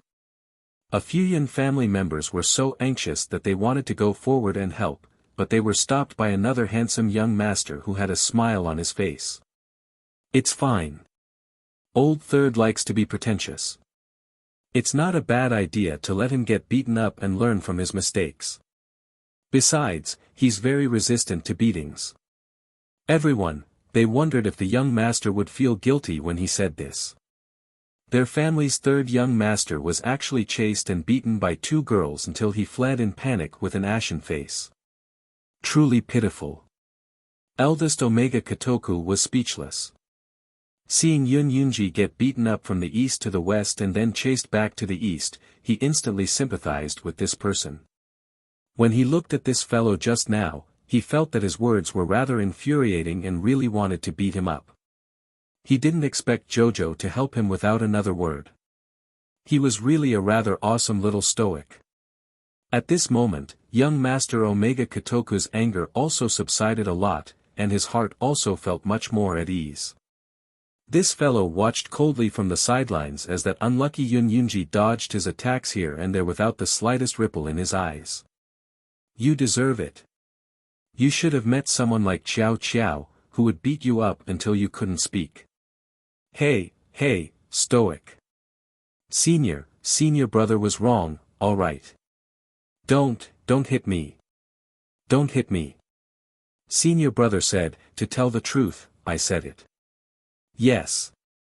Senior brother has long recognized you. More than 80% of the Yun family had probably flipped through this stoic face's information. Not only did this girl study under Murong Sun, but she also entered Yun Fur and Yun Piamiao's academy and studied there for a period of time, so she had a close relationship with them. Furthermore, this little girl was an out-and-out genius. In the entire Yun family of Shanyuan City, there was not a single person who could compare with this little girl in terms of talent. In just a few short years, this child had grown to such a level. Although she might have had many fortuitous encounters along the way, the degree of her bone structure and aptitude was definitely not to be doubted. The Mu family of the Divine Prefecture and the Dragon family of Wangchuan were actually making such a fuss over such a dazzling little genius. From the looks of it, the Mu family of the Divine Prefecture seemed to have repented, but the Dragon Clan of Forgetfulness, it seemed that there would be no Dragon Clan of Forgetfulness in the future. Yun Yunji wiped his face and took a step back. He grinned and said, little junior sister, why don't we make peace? Don't hit senior brother. In actuality, the little stoic hadn't done anything for a long time. She exercised a bit. On one hand, it would be helpful for her afternoon nap later, and on the other hand, she could treat it as training. If they went overboard, she would have to worry about whether or not it would affect her child. Little junior sister. Who's your little junior sister? Murong Fei irritably shouted at him. The 100-year grievances between the Murong clan and the Yun family truly could not be resolved in a short period of time. Back then, because of the Yun family's ancestor, the Murong clan fled the Divine Prefecture and moved to Wangchuan. Chapter 48-54. The two families had been in conflict for the past 100 years. Although circumstances had changed with the passage of time, the conflict between the two families still existed. Especially in the previous generation, the matter between youngest aunt and that person caused a commotion between the two families, but it wasn't resolved properly in the end. When Murong Fei thought of this, she couldn't help but sigh deeply. When facing Yun Yunji, she put on a completely ladylike face. Speak, what is your purpose for coming here? To take a perfect, fake vacation. Yun Yunji stuttered after being yelled at by her. Arbor glanced at him and raised his small hand, intending to pat his shoulder sympathetically. However, the latter was probably scared by her wooden club, so when he saw her raise her small hand, his instinctive reaction was to shrink back. The noodle vendor glanced at his hand and silently put it back down. She stroked her small belly comfortingly in passing. Child, Mom isn't this irritable every day. The main thing was that when they met, their eyes were exceptionally red. In the past, she was tricked by Headmaster Yun to the point of vomiting. Now that she could finally trick his fat nephew, she was especially excited. Now that she had her own child, she would inexplicably think of Long Chuyun when she thought of all sorts of things. Speaking of which, when she was in Long Chuyun's belly back then, she was definitely very obedient and quiet like her own child. Her child would probably be like her. She didn't know what the little fellow thought of, but a faint smile actually appeared on her face. It was truly a rare sight. Eldest young Sir Qin couldn't resist taking a few more glances at her before his gaze landed on Yun Yunji. Little third Yun, look at the good deeds you've done. Have your men clean up these lousy tents for me. Eldest young Sir Qin glanced at him disdainfully. Take out more tents and supplies. Treat it as your compensation. When the little stoic heard the word, compensation, her eyes abruptly lit up. The eldest young sir was about to end the conversation, but when he saw the little stoic's shining eyes, he suddenly had a flash of inspiration. Recalling the little fellow's past tricks, he hastily added, 20 million spirit coins as compensation. I won't let you off if it's a single cent less. Yun Yunji's handsome face immediately turned a bit green. Why don't you go rob someone? Did the Qin estate's eldest young sir change his profession to become a bandit? How can robbing be as quick as cheating you? Eldest young Sir Qin thought to himself, are you going to give it to me or not? If you don't want to give it to me, then scram. This Lotus Pond Island belongs to your family. Yun Yunji was speechless. How could there be such a rude person in this world? The little stoic's eyes brightened again when she heard this. Eldest young Sir Qin suppressed his belly full of laughter and nodded with great difficulty. That's right, we have an island master here. Yun Yunji was dumbfounded. Why hadn't he heard that this Lotus Pond Island had an owner? May I ask who the island master is? The little stoic took 2 steps forward. Yun Yunji didn't react for a moment, and said to her with a smile, little junior sister, we're a family. You definitely won't cheat your senior brother. Do you know who the owner of this island is? The little stoic took another 3 steps towards him. Yun Yunji was stunned for a moment before he exclaimed, it's you. It was obvious. The small island owner nodded and looked at him with sincerity. Then all right. Yun Yunji thought for less than 3 seconds before he hastily nodded. He fished out a spirit coin card from his sleeve and handed it to the little stoic, saying, keep the goodies within the family. You're my little junior sister, so this money is well spent for you. Eldest young Sir Qin twitched his mouth and didn't want to pay attention to this Yun Yunji. Chapter 48-55.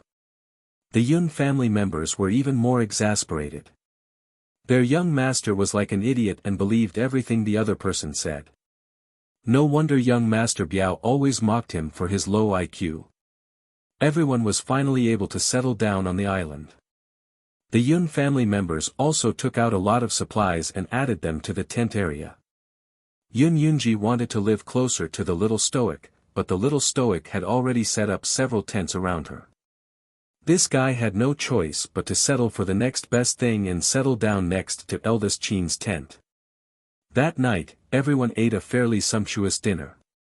The little stoic swallowed a soul-soothing pill and cultivated as usual before sleeping in her clothes. Murong Fei had already been asleep for a long time wrapped in a blanket and only let out light snoring sounds. After the crash of the air transportation spiritual tool during the day, the camp that had been bustling with noise for most of the day finally sank into silence. The entire camp was quiet. Everyone had quieted down. Only a black shadow was crawling in the darkness rustling. It crawled all the way to Arbor's tent entrance and lightly arched against the curtain. Pulling back the thick cotton curtain, the dark shadow was just about to enter the tent. A crowgold arrow flew through the air and was about to pierce the black shadow's body when that thing deftly shifted outwards. It caused the crowgold arrow to fall to the ground with a dull thud.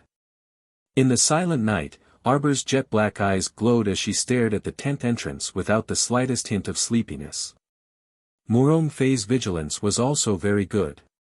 As soon as Arbor made a move, she did her best to pull herself out of her deep sleep. She abruptly sat up and threw off the blanket on her body. Her other hand was propped up on the ground, and her drowsy eyes instantly widened into circles as she assumed a posture that indicated she was ready to fight at any moment. What happened? Something came in. Arbor raised her palm and sucked slightly. The crowgold arrow nailed to the ground turned around and flew into her open palm with a whoosh. When Xiao Mu and Murong Fei walked out of the tent one after the other, they saw that the candles in the nearby tents had all lit up at the same time. As time was of the essence, Murong Fei did not have time to put on her jacket. She hurriedly put on her outer coat and walked out of the tent. As a gust of cold wind blew over, Murong Fei's body shivered slightly as she quickly mobilized her spiritual energy to resist the cold. Sure enough, there was something lying on the ground not far away. When it saw them walking out of the tent, it quickly slid its body and flew towards their feet. Arbor fired 2 arrows at it without giving it a chance to say anything. After 2 whooshing sounds were heard, eldest Qin, Omega Kotoku, Yun Yunji, cousin Yun, and the people from the Murong clan all ran out of the tent at the same time. Xiao, eldest young Sir Qin, was just about to call out when his gaze landed on the black shadow on the ground. What is this? His eyes stared thoughtfully at the black shadow, and his handsome face sank slightly. At this time, everyone in the camp was awakened by a beast-like roar.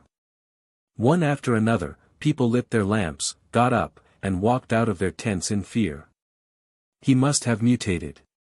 Drag him to the beach outside and clean him up. Eldest young Sir's tone was steady and strict as he spoke. No, we can't clean him up, we can't. A sharp female voice came from outside the crowd.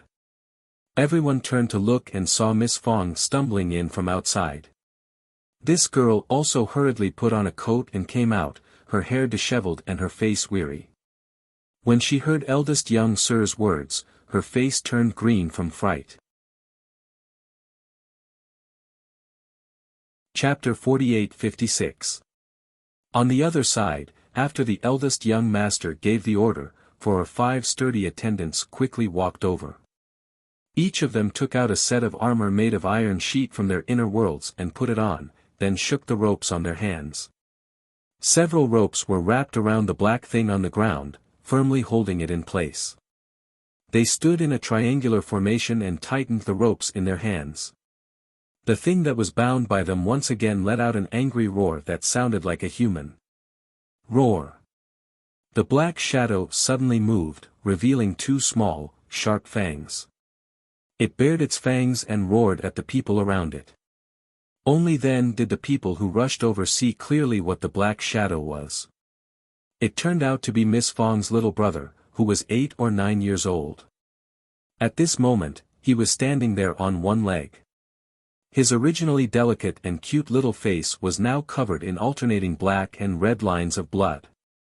His eyes were terrifyingly filled with a bloody light. When he looked at people, his eyelids would lift, and his eyeballs would roll up from the bottom, revealing eerie black pupils. Everyone glanced at him and felt a chill run down their spines. Who would have thought that such an adorable child would inexplicably mutate? Wasn't he fine yesterday? The bodyguards didn't get close to the little zombie and instead used ropes to bind it. Then, they pulled and tugged a few times, dragging the zombie that was hopping on one leg and taking a few steps forward. No, you can't deal with him. Miss Fong came to her senses and couldn't help but shriek angrily. She opened her arms to block that person. A pair of rippling eyes glared angrily at Arbor, containing a bit of resentment. Arbor expressed that he was innocently implicated. Was there something wrong with this girl? Of all the people she could glare at, why did she have to glare at Sir Jojo? Did this Sir Jojo look easy to bully? It was simply baffling. Didn't you say that my brother would be fine? Lady Fong yelled hysterically. Look at him, look at him, look at him. Look at him now. You were the one who swore that his corpse poison hadn't spread into his bloodline. Now, you're also the one who's watching my poor brother being dealt with. Give me back my brother. Give me back. Miss Fong was anxious and angry. She was so angry that she almost couldn't catch her breath. Her body went limp and she was about to fall backward. Eldest sister-in-law Yang and a few other women hurriedly supported her. Eldest sister-in-law Yang placed her hand on Miss Fong's chest and hurriedly soothed her. She hurriedly said, "Miss Fong, if there's anything, let's talk nicely." "Ah, don't be so agitated. Miss Fong, let's talk nicely." "How can we talk nicely?" Miss Fong angrily pushed Mrs. Yang and the others' hands away and shouted at Arbor, "It's her, it's her. What a liar. He even lied to me that my brother would be fine. He said that he would be fine after we cut off his leg. What was the result? Not only did you cause my younger brother extreme pain, but you're also mutating now. Ah! Why are you treating us like this? Why are you doing this?" Arbor looked at Miss Fong with a strange expression. Jojo-sama was called a liar. She blinked and lowered her head to look at young Master Fong. Then, she looked up at Miss Fong and said with a stoic expression, "I didn't lie to you." Miss Fong's brother could indeed be saved that day. But now, the truth was right before their eyes. Young Master Fong had mutated. What did this mean? It could only mean one thing. Arbor raised his head and looked deeply at Miss Fong. Chapter 48-57. That day, a drop of mucus was sprayed on young Master Fong's leg, but it hadn't spread yet. She wasn't wrong at the time. Cutting off his leg decisively could effectively prevent the corpse poison from spreading to other areas. Logically speaking, this young Master Fong shouldn't have shown such a strange change. Unless he had taken some unknown medicine in the past 2 days. Arbor gazed calmly at Miss Fong. His scorching gaze was like a flame burning fiercely in the depths of Miss Fong's heart. Anger burned this Miss Fong to the brink of delirium. She suddenly let out an ear-piercing shriek. "Don't quibble anymore. Don't deny it. You actually made an error in judgment." Miss Fong shouted harshly. "Because of you, my younger brother lost a leg and still couldn't save his life. Since that's the case, then why did you cut off his leg back then? What's the use of cutting it off? Isn't it just to make him suffer another round of pain and suffering at such a young age? You vicious woman, what are you after? Why do you want to harm us too? Ah!" Miss Fong was halfway through her yelling when a guard suddenly walked up and locked her arms.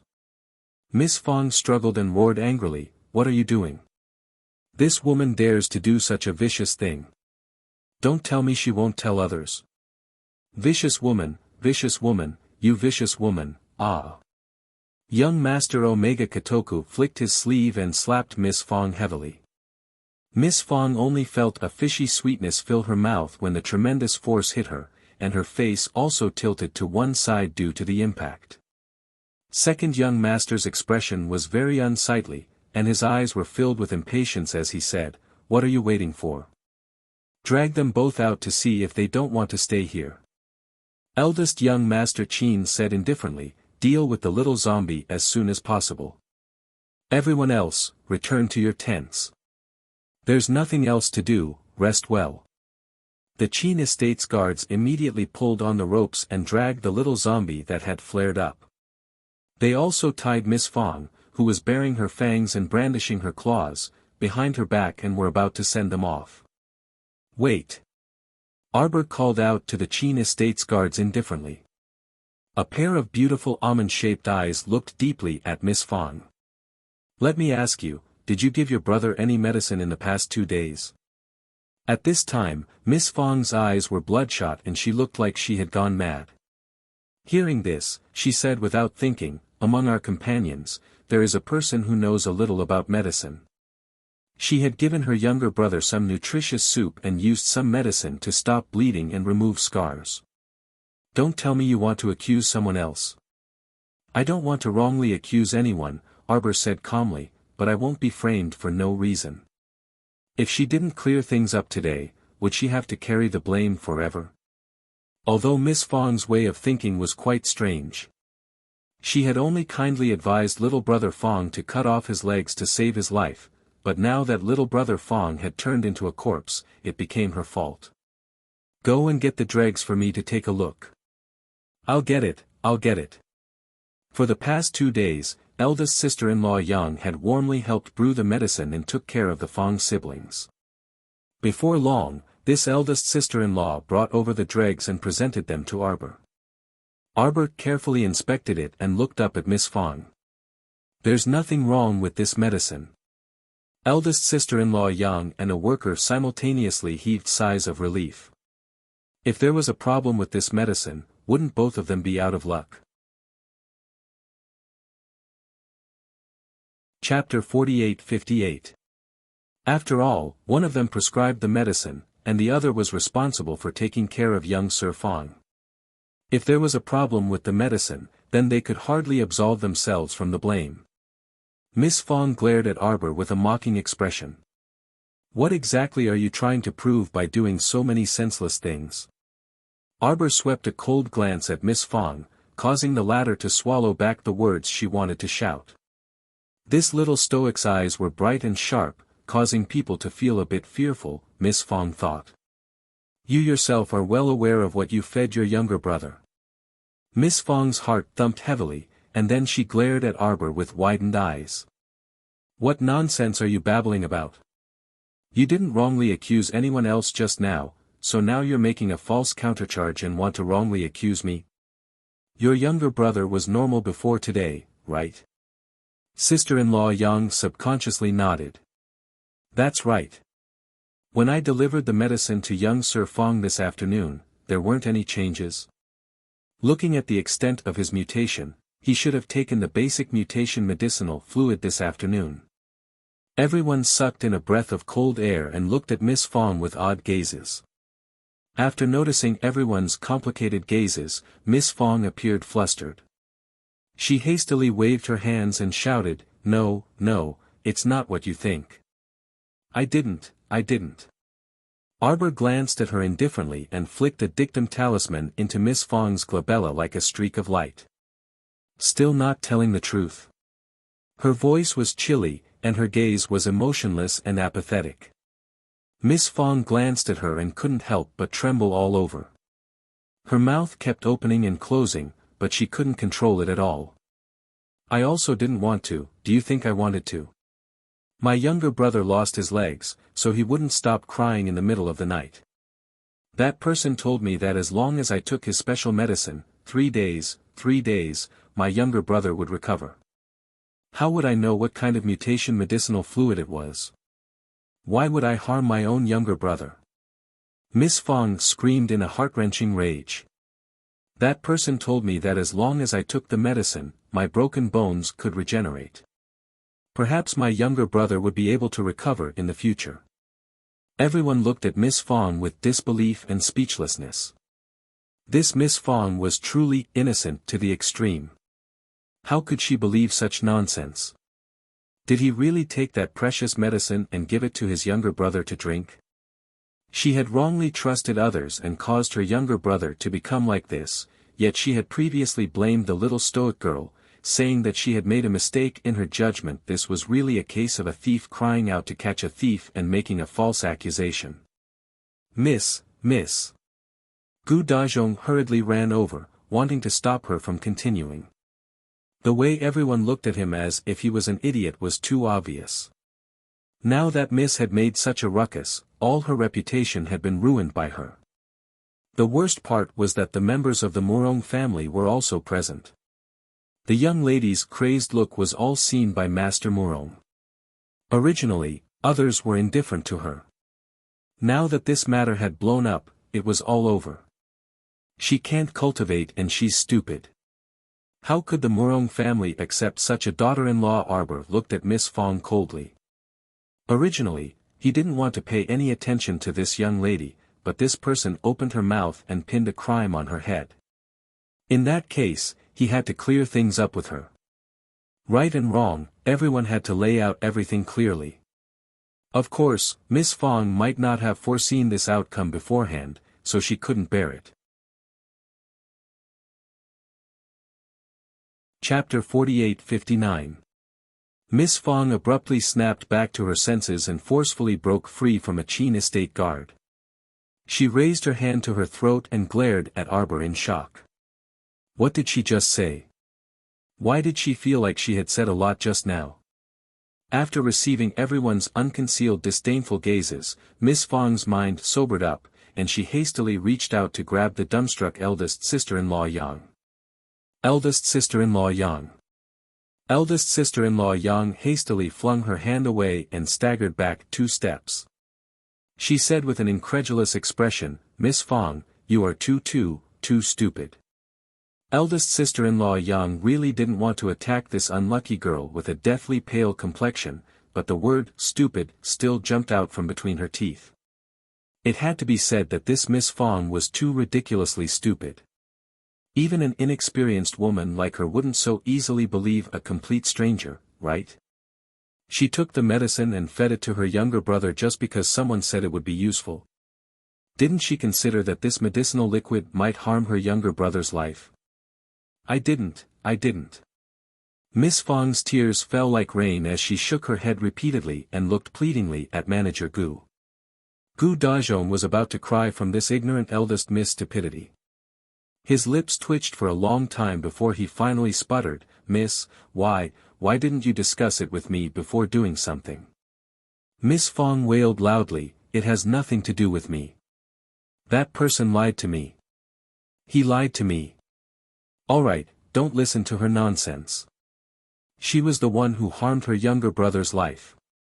Eldest young Sir Qin interrupted apathetically. She couldn't bear the responsibility for the victim's life, yet she turned around and accused someone else of harming him. We don't welcome such a vile and crude person here. Right, we don't welcome her.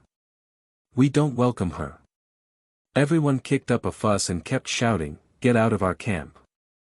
Throw her into the sea. Let her have a taste of what it's like to fend for herself." "No, don't, Uncle Gu. Miss Fang reached out to grab Manager Gu's sleeve and desperately grabbed his hand. Manager Gu hastily pacified the surrounding crowd and smoothed things over with a smile.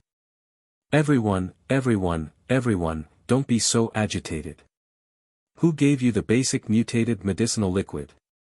Xiao Mu's cold voice cut through the commotion, instantly dispersing the clamorous atmosphere by quite a bit. Everyone thought that it was more important to figure out who gave her the medicinal liquid.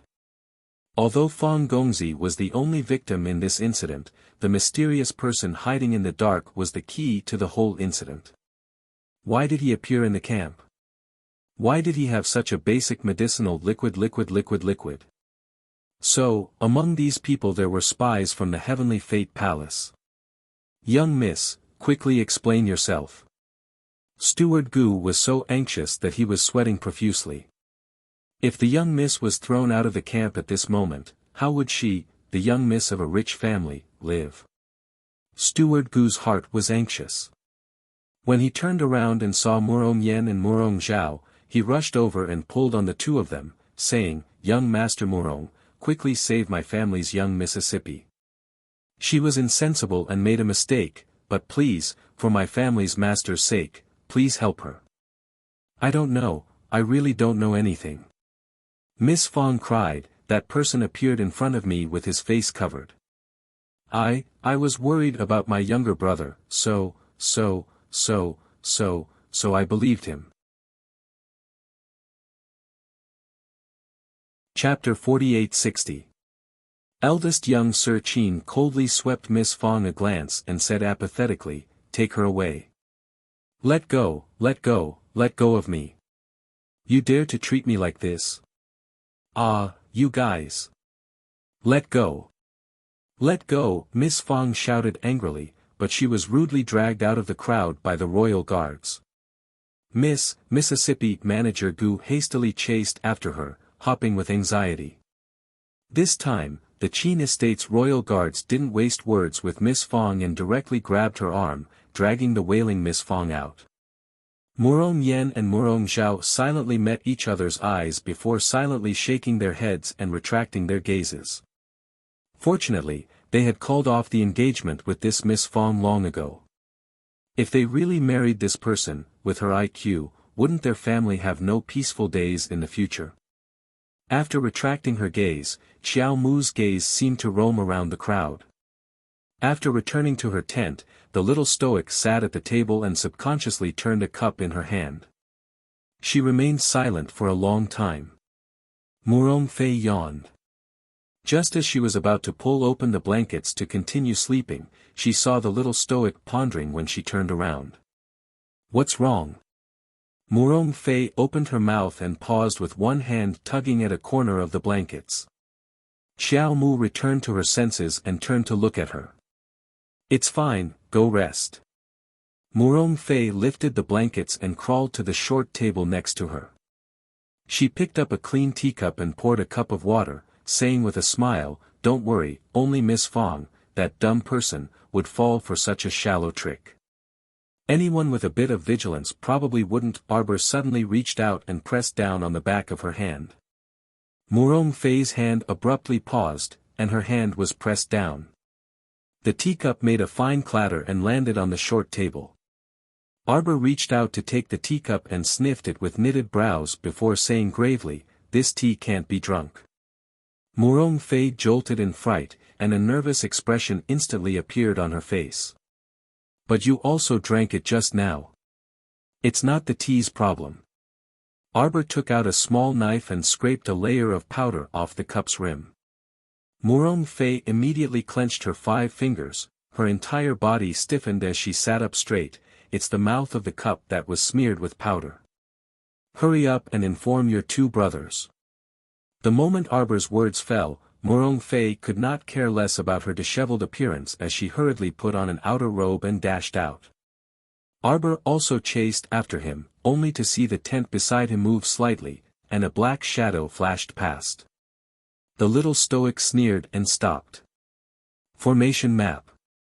She flicked out a piece of paper from under her sleeve. The formation map turned into a shadow and instantly enveloped the camp. With the place where she stood as the starting point, a trapping array was set up in a matter of minutes.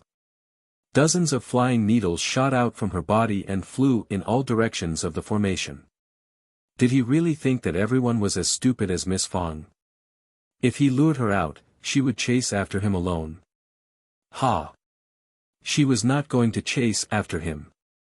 At this time, the black-clothed man hidden in the shadows couldn't help but curse inwardly, "This really is a little pervert, completely not following the rules." Currently, the camp was surrounded by a trapping array. If he wanted to forcefully break out, he would definitely be seen through. This damn girl, he didn't expect that he would be forcefully made a fool out of by this girl. He originally thought that after the incident just now, the damn girl would definitely be physically and mentally exhausted.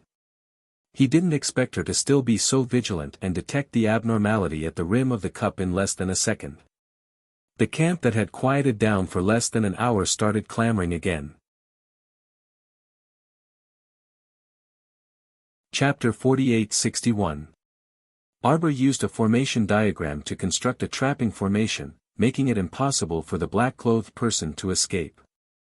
After locking onto this person's aura, she touched the little white snake coiled around her wrist.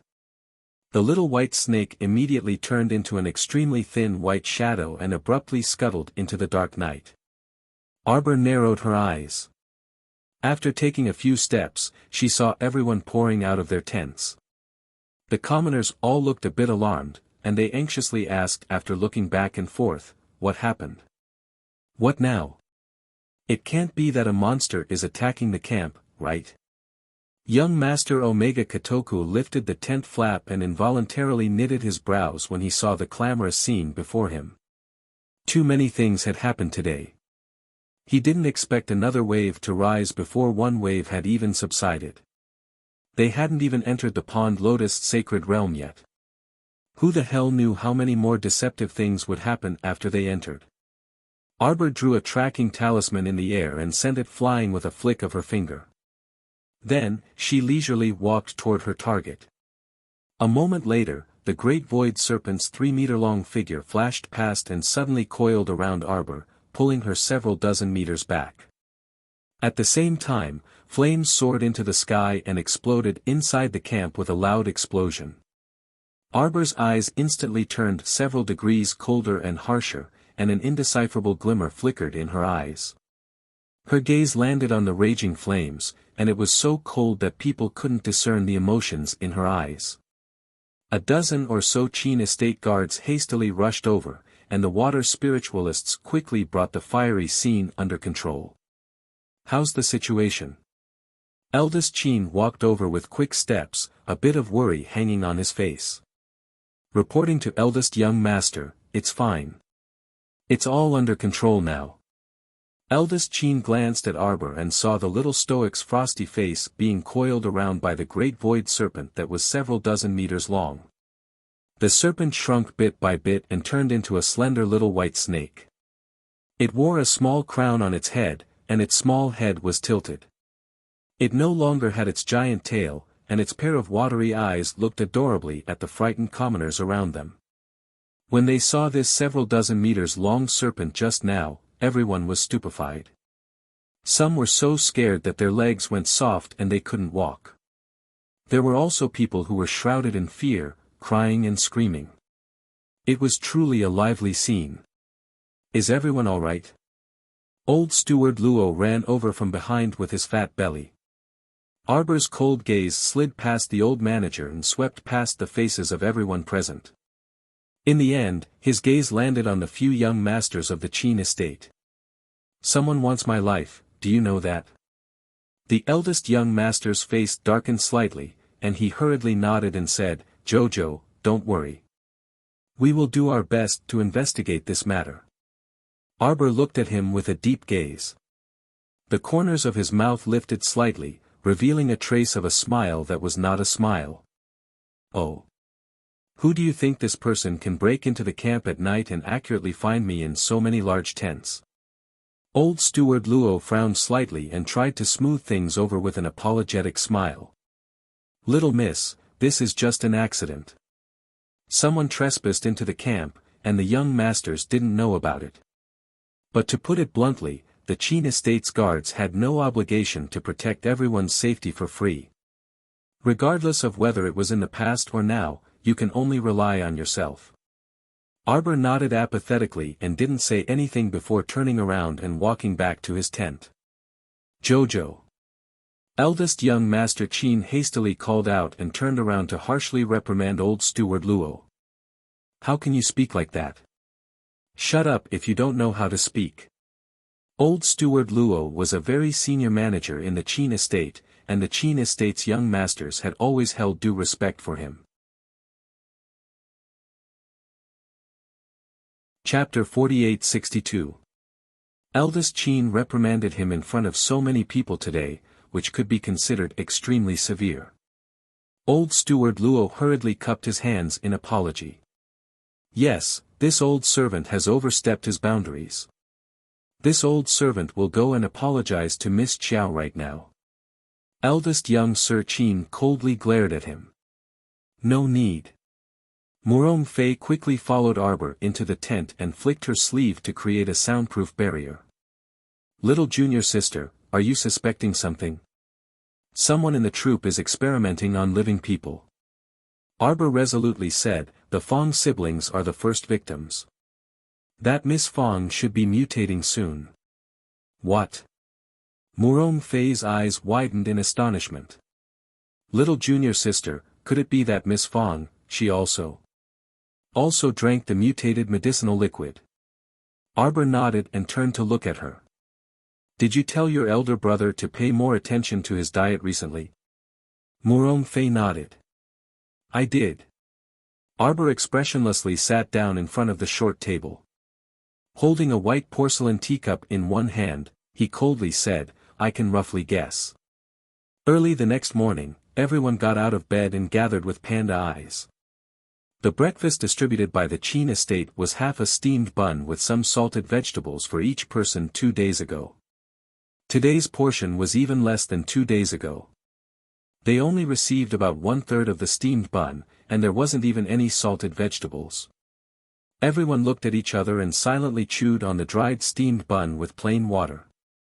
Duo Shanmei and the rest silently put away the steamed bun without eating. In any case, with their cultivation, it wouldn't matter if they didn't eat for a few days. That white steamed bun really didn't look appetizing. Yun Yunji yawned and jogged to Arbor's side.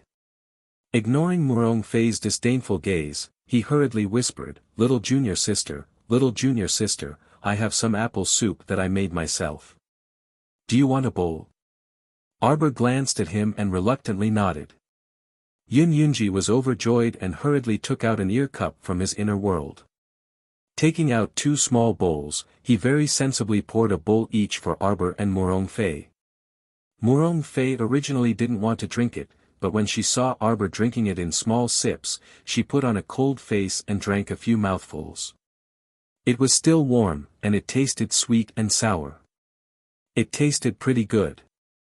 Little junior sister, I have eggs and meat buns here. You should eat some too. Yun Yunji took out a small plate, a few freshly peeled boiled eggs, and 5 palm-sized meat buns. Eat well for breakfast. When the secret realm opens, you'll have the strength to compete with others for treasures, Yun Yunji said with a smile. Arbor thought it made sense. He took a meat bun and took 2 bites. Miss Murong, go ahead and eat. Yun Yunji was a very perceptive person. Seeing that his junior sister had a good relationship with this lady from the Murong family, he quickly wanted to build a good relationship with the other party. Shouldn't the trivial matter between the Murong family and the Yun family from 100 years ago have long faded away in their generation? It was so annoying to always remember those grudges and hatred. If there was a grudge, it should be between the ancestors of the Yun family and the Murong family. It really didn't have much to do with them, the younger generation. Humph. Murong Fei threw him a cold glance, and raised her hand to take out a boiled egg. The 3 of them sat in front of the tent and ate, attracting many gazes from time to time. A middle-aged woman nibbled on the steamed bun in her hand without tasting anything, but her eyes were fixed on the plate of eggs and meat buns, not moving away. Steward Gu is back. Chapter 4863. Are you alright, Manager Gu? Several fellow workers glanced behind him and inquired quietly, where's Miss? Did they really throw Miss into the sea? In their opinion, this was too cruel. Wasn't throwing a young lady without any cultivation directly into the sea the same as helplessly watching her die? They didn't expect this trip to be so dangerous. All 3 members of the Fong family sighed. What was the use of earning so much money when Master Fong previously opened such a large trading company? It couldn't buy back the lives of their family of 3. Manager Gu's eyes glistened with tears as he shook his head and said in a choked voice, Miss also fell ill. What? Miss almost pounced at me and bit me. If it weren't for the royal guards firmly holding me down, I probably would have been bitten. Eldest sister-in-law Yang and the others' expressions all changed. In the eyes of ordinary people, the greatest characteristic of a zombie mutation was that it would bite people indiscriminately while in a delirious state. As long as one was bitten by a zombie, the zombie poison would mix into another person's body, and that person would also be out of luck. Therefore, zombies weren't actually scary. The scariest thing was that they were contagious. Are you alright, Manager Gu? Several people inquired in whispers with terrified gazes. When 5th young Sir Qin came over with pastries, he saw these people gathered in 2s and 3s and whispering about something. He didn't pay much attention to them and walked to Arbor without consulting anyone. With a glance, he saw that the little lady had already eaten her breakfast. Xiao Qiao, why are you so early today? Didn't the little stoic habitually sleep until the end of the morning or 9 in the morning before waking up? I'm full, the little fellow said expressionlessly. Inexplicably, the zither cultivator read traces of distant alienation in the stoic's eyes. What was going on? She was still fine yesterday, but the little stoic didn't like him early this morning. Young sir, 3 or 4 large ships have arrived at the beach. Many people have disembarked. It seems the news of the opening of the Pond Lotus Sacred Realm has spread throughout the 3 provinces. Eldest young Sir Qin absent-mindedly set down the cup in his hand and stood up to walk outside. Did something special happen today? Yes. Fifth young Sir delivered breakfast to Miss Chiao today, but he was rejected. The royal guard followed behind the eldest young Sir and recounted the details. Eldest young Sir Qin paused in his steps and sighed with a heavy gaze. He reached out and lifted the curtain. The cold wind blew against his face, and his soft hair swayed slightly in the wind. Qin Xian covered his forehead with one hand and narrowed his eyes as he looked into the distance. The dust and sand were blown away by the wind and went straight into people's eyes. The wind seems to be blowing. The guard behind him muttered softly. Qin Xian nodded slowly. It's windy. Patriarch. Patriarch. Mu Lixiang and Mu Yuanyuan were following behind the Mu family's team. When they saw Arbor's figure from afar, they quickly ran toward the camp. When the other members of the Mu family saw this, they quickly followed and formed a circle. They stood beside Arbor and greeted them one by one. Arbor nodded at the crowd in response. Mu Wuxia, that brat, revealed a trace of arrogance on his small round face. He raised his head and shouted, although you have already taken over the position of our Mu family's patriarch. But if you want me to acknowledge you, humph, you still need to make some achievements. Mu Jiating said longingly, what achievements do we still need? Patriarch is someone who continuously charged to the highest floor of Morning Sun restaurant and can even draw a sacred-grade golden talisman in the air. Chapter 48-64. Mu Lixiang nodded with a smile. That's right. Young Master Wuxia, aren't your requirements a bit too high? Could it be that young Master Wutz has already forgotten the miserable training at home a few days ago? Don't you know who said it? It's this new patriarch. Mu Wuxia grimaced as he grumbled in his heart. Mu Yuanyuan laughed in spite of herself. Aren't you afraid that the patriarch will punish you by doubling your training program? Ah! Mu Wuxia's small round face instantly turned bitter. He hurriedly took 3 steps back and said, forget it, forget it. It's not like I can't admit you. Arbor glanced at them expressionlessly. Why are you all here? Mu Lixiang's ability to express herself was very strong. She explained the matter clearly in a few words. It turned out that the Divine Continent had received news that the Lotus Sage Realm in the Pool of Forgetfulness had opened. Many aristocratic families of various sizes had organized many people to come and investigate.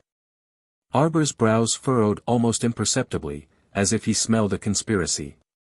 She inexplicably thought of the Phoenix Egg on Seekong Planet and the experience in the Phoenix Forest during the Heaven Rankings preliminary round. Tianyan's usual method was to gather the cultivators of various aristocratic families and sects and then make a move against them. Don't let your guard down. Be ready to fight at any time. Arbor said to them. He turned to see Duan Tianya of the Duan clan, Do Fengmian, Do Fengqi, and the others of the Do clan. He had met the elite disciples of the aristocratic families before, so he was more or less familiar with them. Arbor glanced at them and then looked away. He said to Mu Lixiang and the others, go set up camp first. Be careful at night. This camp isn't peaceful either. Mu Lixiang and the others nodded repeatedly. Arbor saw that they were about to turn and leave, but he still said, someone turned into a corpse in the camp yesterday. Everyone's expression changed slightly. Come to me after setting up camp. I estimate that the entrance to the Lotus Sage Realm will open in the next 2 days. There were soundproof barriers and defensive barriers set up outside. If someone tried to eavesdrop through the barriers, Arbor and the others would immediately notice. At this time, Sir Jojo's tent was filled with more than 20 disciples of the Mu family. Yin Yunji and the 3 Murong siblings were also gathered there. I wonder what kind of situation this Pond Lotus Sage Realm is. Arbor said indifferently, his fingertips lightly touching the table. After we enter the secret realm, we will immediately separate from them. Arbor took out a set of teleportation array glyphs. However, I don't know how the teleportation in the secret realm will be like. When the time comes, you must follow me closely. I will activate the teleportation as soon as possible. Everyone, activate your defensive barriers and put on your spiritual or divine armors. You must be careful. Because he didn't know what was going on, he didn't know where he would be teleported to. If he ended up in the cave of some ferocious beast, it would be a bloody battle.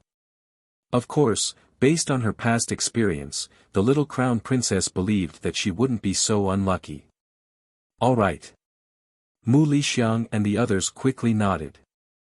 They already knew what kind of person this young patriarch was from their previous series of contacts. He was a man of his word, but at least the young patriarch was absolutely reliable. Mu Rongfei's heart suddenly jumped. Jojo, what are you suspecting? Can you tell us? There is definitely something wrong with the Qin family. Arbor said coldly.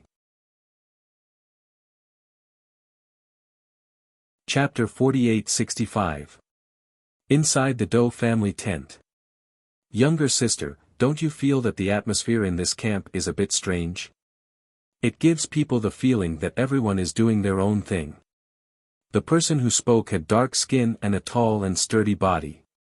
Even though he lowered his voice to speak, his volume was still not soft. Sitting opposite him was a woman who looked to be about 25 or 26 years old. She had delicate features and a pair of fox-like eyes that shone with a shrewd light. Eldest brother, we weren't originally from the same team. We just happened to be on this island waiting for the mystic realm to open. Younger sister, you're right. Eldest brother, you have to work harder this time. Look at these days, the limelight of our main family disciples has all been snatched away by those branch family disciples. Dou Xinwu pursed her lips and said indignantly, this time, we must find this 9-colored sacred lotus when we enter the pond lotus sacred realm. After taking this sacred medicine, no matter how bad it is, it can still raise one's cultivation by a large realm. If it can achieve the expected effect of cultivating 100 times faster within a year, that would be even better. That's just a legend. Dou Tingqi said woodenly and couldn't help but raise his hand to scratch his head. He didn't have much luck in his life. If he really could find the 9-colored sacred lotus, he would have to worry if it was the final radiance of the setting sun. Eldest brother. Dou Xinwu jumped up from the stool and patted her brother's shoulder. How can you be so unambitious? You have to have confidence in yourself. Could it be that we, brother and sister, can't compare to those minor branch family disciples who came up from Sikong planet? Dou Xinwu pursed her lips. Those disciples in the family are all snobs. Seeing Dou Fengmian and Dou Fenghua's medical skills, they all come up to look at them and call them second young master or eldest young master. Humph, I don't want to hear it. Dou Tingqi laughed foolishly. But father also said that their aptitudes are indeed the best in the family. So what if they are the best? Didn't they come from a small and shabby starfield like Sikong planet? If it wasn't for our Dou family's nurturing, would they be where they are today? They don't know how to be grateful at all and still want to fight with eldest brother for the family head position. Dou Tingqi hurriedly waved his hand. Little sister, father also said that I am not suitable to be the patriarch. Big brother, you're really useless. Dou Xianwu angrily slapped the table. If I say you can, then you can. In short, this time in the pond lotus sacred realm, us siblings will definitely make the entire clan look at us in a new light. Kuei, mother still has half a steamed bun here. Eat it first. Mother, Kuei, isn't hungry. The little boy's eyes stared straight at the half-eaten steamed bun in his mother's hand. He swallowed his saliva, but still shook his head firmly. Silly child, you're still growing. Come, eat it. Eldest sister-in-law Yang used her sleeve to wipe the corners of her eyes when her son wasn't paying attention. Her child had followed him all the way to escape. She didn't know how much hardship he had suffered. Every time, he was starving and cold. As a mother, she was useless. Originally, she had heard from the people in the village that the Wangchuan Sea was much more peaceful than the land. There were not as many zombies roaming around. She had thought that once she had gathered enough money, she would take her son to the sea and find a peaceful place to settle down. Who knew man proposes, God disposes. Arbor sat in his own tent and used his demonic pupils to observe more than 10 tents in succession. He didn't find anything out of the ordinary. Chapter 48-66. She silently waved her hand to smooth out the halo from her demonic pupils and pondered silently for a long time. In the evening, it started drizzling on the island, and it continued to drizzle. The people who were preparing to start a fire outside to cook soup were also drenched by the rain and returned to their tents. The food that the Qin estate could distribute was dwindling. It was probably because their resources were limited, so they had to ensure that their own people were full first. After Arbor learned of this situation, he straightforwardly took out some rations from his storage talisman and had people distribute them to eldest sister-in-law Yang and her children, hoping that they wouldn't have to eat weeds. However, before long, the 2 Qin estate guards who delivered the rations came running back furiously with red palm prints on their faces. Arbor couldn't help but be taken aback. After interacting with them these past few days, he knew that eldest sister-in-law Yang and the other women were all gentle and tactful people. How could they possibly attack the Qin estate's guards? "Miss, please go out and take a look. The people who are snatching the rations are red-eyed." The little stoic was just about to go out when she saw the door curtain lift, and eldest young Sir Qin strode inside. He couldn't resist sighing when he saw her. "Jojo, did you give them the rations?" Arbor nodded in confusion. "What is it? You don't know?" When the Dou clan, Duan clan, and several other patrician families passed by the seaside village, they saved several hundred fishermen. They brought them along with them.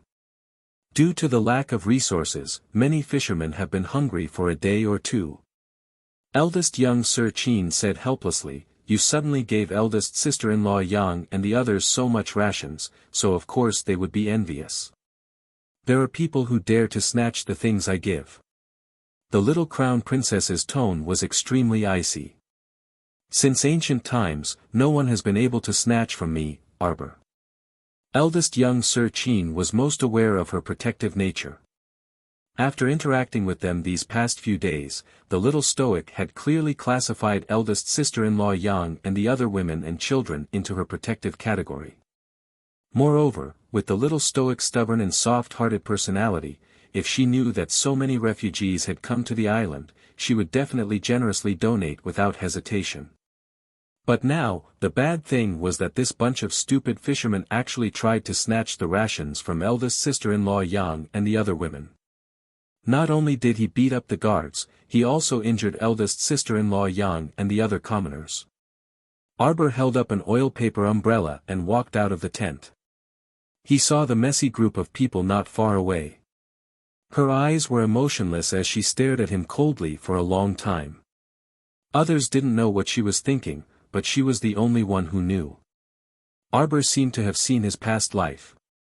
When she and Captain Gao's training team went out on missions, they not only had to be wary of the mutant creatures that appeared from time to time, but they also had to be wary of people, the unpredictable human heart.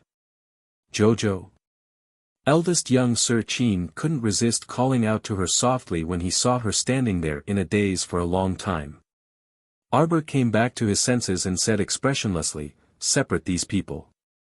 When the Qin estate's guards received the eldest young master's instructions, they stepped forward and rudely pulled away the fishermen who were rolling in the mud. Some of the more vicious ones threw a few punches at them and knocked them to the ground. It wasn't like they couldn't beat these aggressive fishermen. It was just that they couldn't make a move without the young master's orders. The Qin estate's guards brought the chaotic scene under control within a few minutes. They shoved the fishermen who were the most aggressive in snatching the rations forward and shouted, "Behave yourselves." One of the fishermen with an extremely sturdy body bellowed, "What are you doing?" Chapter 48-67. Bam, bam. The Qin estate's guards bluntly knocked that person to the ground with 2 punches. Heh, the Qin Estate's guards are so impressive. Do Xinwu couldn't resist mocking them when she heard the commotion and just happened to see this scene. What kind of ability was beating up a few fishermen without any cultivation? Eldest young Sir Qin indifferently swept this Miss Do a glance. Miss Do, saving people is indeed a meritorious deed, but since you saved them, it's best to manage them well. Don't let them casually come out and bite people like rabid dogs. Who are you calling rabid dogs? Do Xinwu couldn't help but glare angrily at the eldest young sir when she heard the contempt and mockery in his words. Whoever steals the grain is a rabid dog. Ling Gu harumphed and flung her torn sleeve to the ground. When the group of people surged over just now, it gave him a fright. Ling Gu did her best to protect the 5 young masters as they retreated, but who knew that the crowd would surge over and squeeze them in the center, making it impossible for them to leave. Do Xinwu gritted her teeth and glared at Ling Gu before turning to look at the leading fisherman. You stole the grain. The fishermen pursed their lips, and one of them braced himself to quibble. Eldest, we're all from the same camp. Do those women need so much grain? It's human nature to share some with us, right? Bah! A shrewish woman scuttled out from eldest sister-in-law Yang's side and scolded with reddened eyes, you only want a little. You've taken all the food away. Even when eldest sister-in-law Yang said to leave some for Kuei, this child, you weren't willing. A bunch of immoral bandits still have the face to quibble here. Arbor glanced coldly at Do Xinwu and company. After you're done being the Virgin Mary and erecting a memorial arch, you leave people there without a care. These people are now coming out to steal the grain like rabid dogs, but you actually turn a blind eye to it. Don't wear such a big hat if you don't have such a big head. Holy light isn't so easy to illuminate. The little stoic's rebuke made Do Xinwu and company flush red in the face. Without enough wealth, power, how could you illuminate the world with bullshit? How can you speak like that, miss? Do Xianwu couldn't help but be anxious. What you mean is that we should just leave those fishermen in distress on the beach alone? Did he not care about their lives? You're too cruel. The fisherman immediately looked at Arbor with condemning gazes, as if the little stoic had done something heinous. Arbor looked at her expressionlessly, a hint of sarcasm in the corner of his mouth. You overestimate yourself. Do Xianwu's eyes widened in anger. Just as she was about to refute, she suddenly heard a frightened cry from behind the crowd. Everyone retreated in all directions, leaving only the 2 siblings, Do Xianwu and Do Tingqi, who turned around in a daze and met a pair of dark eyes. That person was originally squatting on top of a person, biting that person's arm with all his might. At this moment, he looked towards them with a trace of dark red blood hanging from the corner of his mouth. Do Xianwu immediately let out an earth-shattering scream as she quickly hid behind her brother. That zombie's movements were extremely swift and ferocious, and it pounced in front of Do Tingqi. Do Tingqi almost collapsed on his butt. He was so frightened that he hastily kicked his legs and retreated several steps. That zombie's movements were extremely fast. With a strange wah, it suddenly jumped like a frog and opened its ghastly fangs to bite Do Tingqi's arm. Do Tingqi threw a punch in his panic. Chapter 48-68. The fist wind landed on the zombie's head with a bang, but it only caused the zombie to slowly shake its head. There was nothing unusual about it. At this moment, someone in the crowd cried out involuntarily. Isn't this Manager Gu? Manager Gu has also mutated. Gu Dazhong was squatting on the ground, his eyes bloodshot as he stared coldly at Do Tingqi. Do Tingqi was about to pee his pants from his stare. He cursed in his heart, you old fart, can't you find someone else to stare at? Gu Dazhong roared and abruptly jumped up. Everyone instantly discovered that Manager Gu's jumping ability was too good. With just a light jump, he was already more than a dozen meters in the air. When he swooped down to pounce on Do Tingqi, his head was suddenly pierced by a black gold arrow, and he fell heavily to the ground. This manager Gu's head was pierced by a jet-black arrowhead, and his limbs were still swinging non-stop on the ground. However, his entire body was like a frog that had lost its balance, unable to turn over even when facing the sky. Why can this zombie still move its limbs after being shot in the head? An aristocratic family disciple couldn't help but ask in shock. That was because a crystal core was forming in this zombie's head. If it wasn't destroyed, it would never stop moving.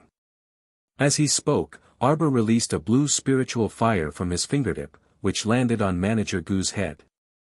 The fire quickly spread to Steward Gu's body, completely burning him into ashes. Look, why is there a strong beam of light shining over there?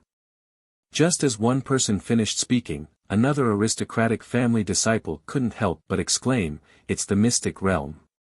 The mystic realm is open." What? The Lotus Pond sacred realm is open.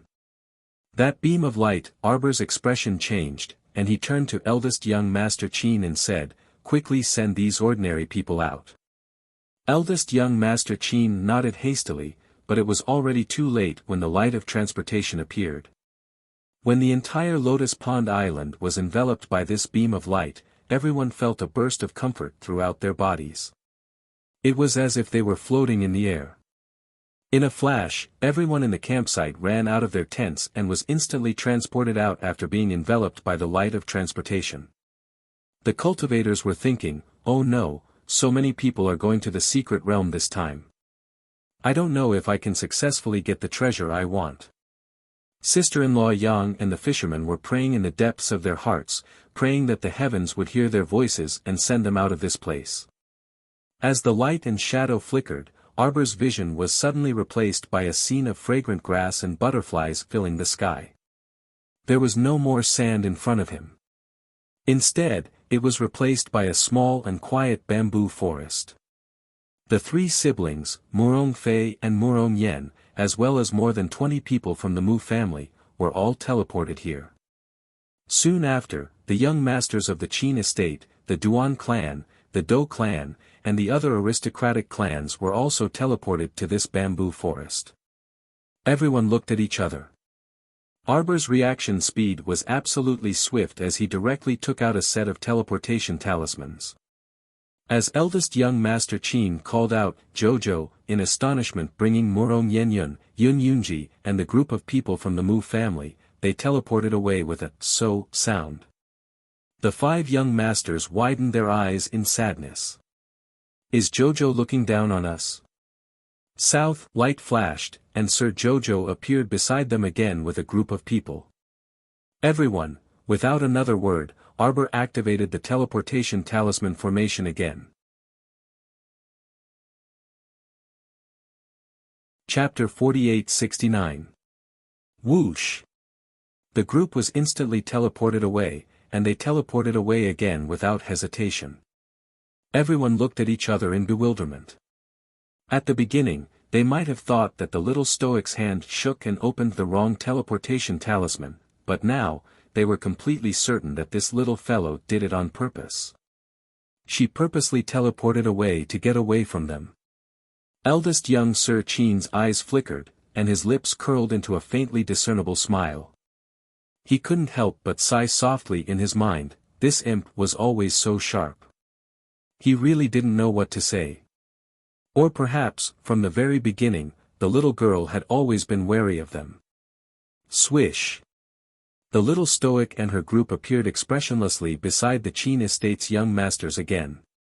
Second Qin's eyes were sharp and his hands deft, and he was just about to grab this stoic face. However, this imp teleported away again with the group after 7 or 8 times in a row.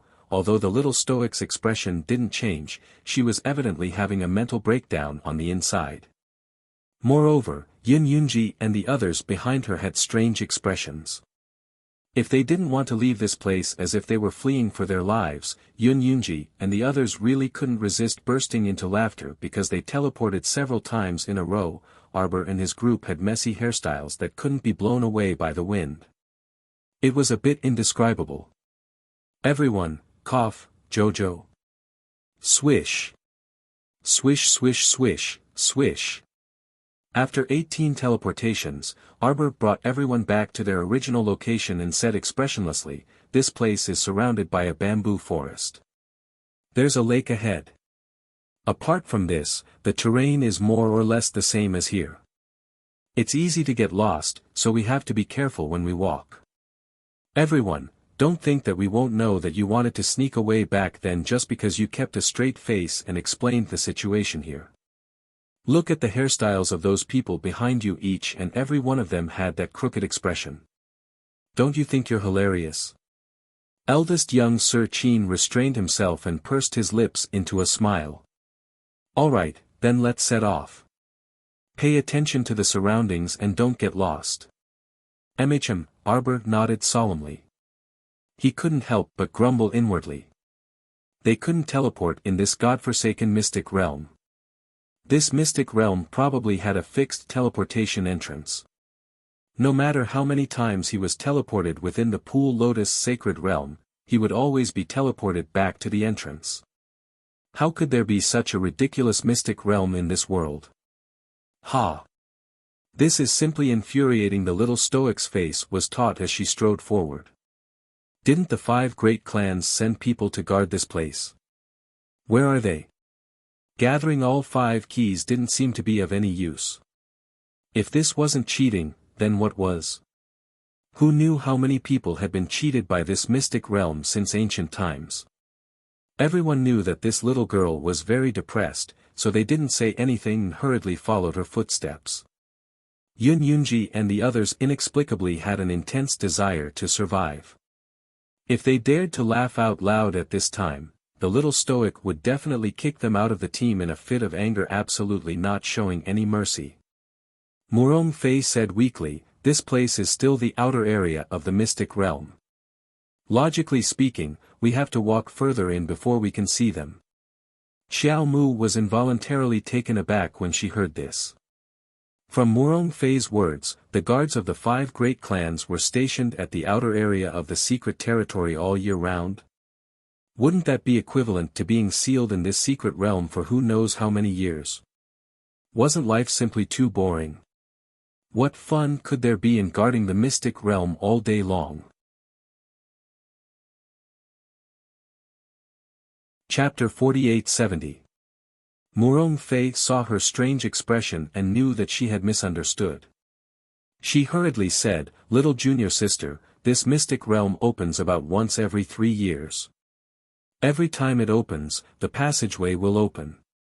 We basically rotate the guardians every 2 years. That was about 5 to 6 years.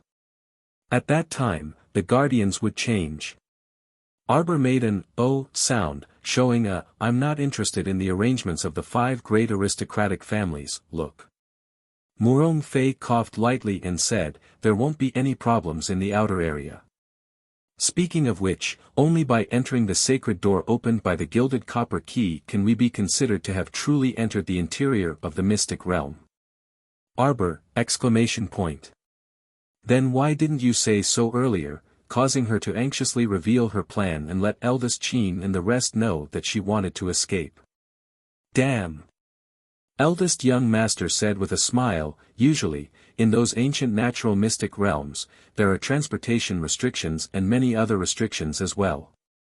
It's not as loose as in Senior's inheritance mystic realm." Arbor's little face was cold as he glanced sideways at eldest young master. Without a word, he turned and left. Humph. Didn't he mean that even if everyone entered the sacred door opened by the gilded copper key, he might not be able to escape? Ha! Who would believe that? When they reached the inside, Sir Jojo would still escape. Everyone walked around this bamboo forest for an unknown period of time. A disciple from a small aristocratic family couldn't help but ask softly, "Where will the rest of the people go?" When they were at the campsite, the Pond Lotus sacred realm suddenly opened and the light of transportation enveloped everyone. In theory, including the old, weak, women and children, there were about 1,000 people in their group who were transported into the mystic realm. However, the strange thing was that after walking around in this bamboo forest for about an hour, they still didn't see anyone else. Arbor muttered in his heart. Most of the people were ordinary commoners without cultivation. If possible, it was best to be transported out as soon as possible. I know this place. It's not far ahead. Murong Zhao hurriedly quickened his steps, turning back from time to time to urge his brother and sister. If we continue forward, we will see the guards of the 5 great aristocratic families. Murong Zhao suddenly stopped. He was walking at the very front, so when he stopped, everyone else naturally stopped as well. Everyone glanced over and couldn't help but feel slightly surprised. Dozens of corpses were strewn all over the ground, covering the path leading to the Saint Gate. The faces of these corpses had long been blurred, and their bodies had been dried by the wind. They looked like they had been dead for many years. What's going on? Murong Fei's heart tightened as she quickly followed her 2 brothers to check on the disciples of the Murong family. However, there was no way to find out anything. These corpses were basically skeletons, and the clothes on their bodies were tattered beyond recognition. Murong Fei and the others were barely able to recognize the 10 or so disciples from the badges on their waists. The 3 siblings' faces turned grave for a moment. All the disciples sent to guard the Pond Lotus sacred grounds had mysteriously died at the Holy Gate's entrance. What did this mean? A long time ago, someone had injured the guards and opened the door without permission. What's going on? Murong Yen frowned and muttered to himself, could it be that another elder of the Wangchuan Duo clan has barged into this holy gate? Duo Shanmei had been hiding at the back like a quiet little quail. Now that they heard Murong Shi slandering their family, they were unable to hold themselves back. Chapter 48-71. Duo Shanmei jumped up and shouted, "Young Master Murong, don't accuse people unjustly, okay?" Seeing Murong Yen looking over, Duo Shanmei couldn't help but feel a sense of guilt. Yes. A year ago, there was an elder of my clan who was hot-headed and foolish enough to barge into the depths of the Pond Lotus sacred land. But didn't he already realize his mistake? Moreover, he was punished by the sacred realm and never came out again, right? Heh. Murong Fei couldn't resist snickering. You think he didn't want to come out? He just didn't have the ability to continue coming out to cause trouble. Murong Yen also nodded and said, it was precisely because of him that the path behind the Pool Lotus Sacred Realm's sacred gate was sealed at that time. Even at this time, it might not have been unsealed. It was unsealed. Young Master Omega Kotoku coldly interjected and lightly pushed out his left palm.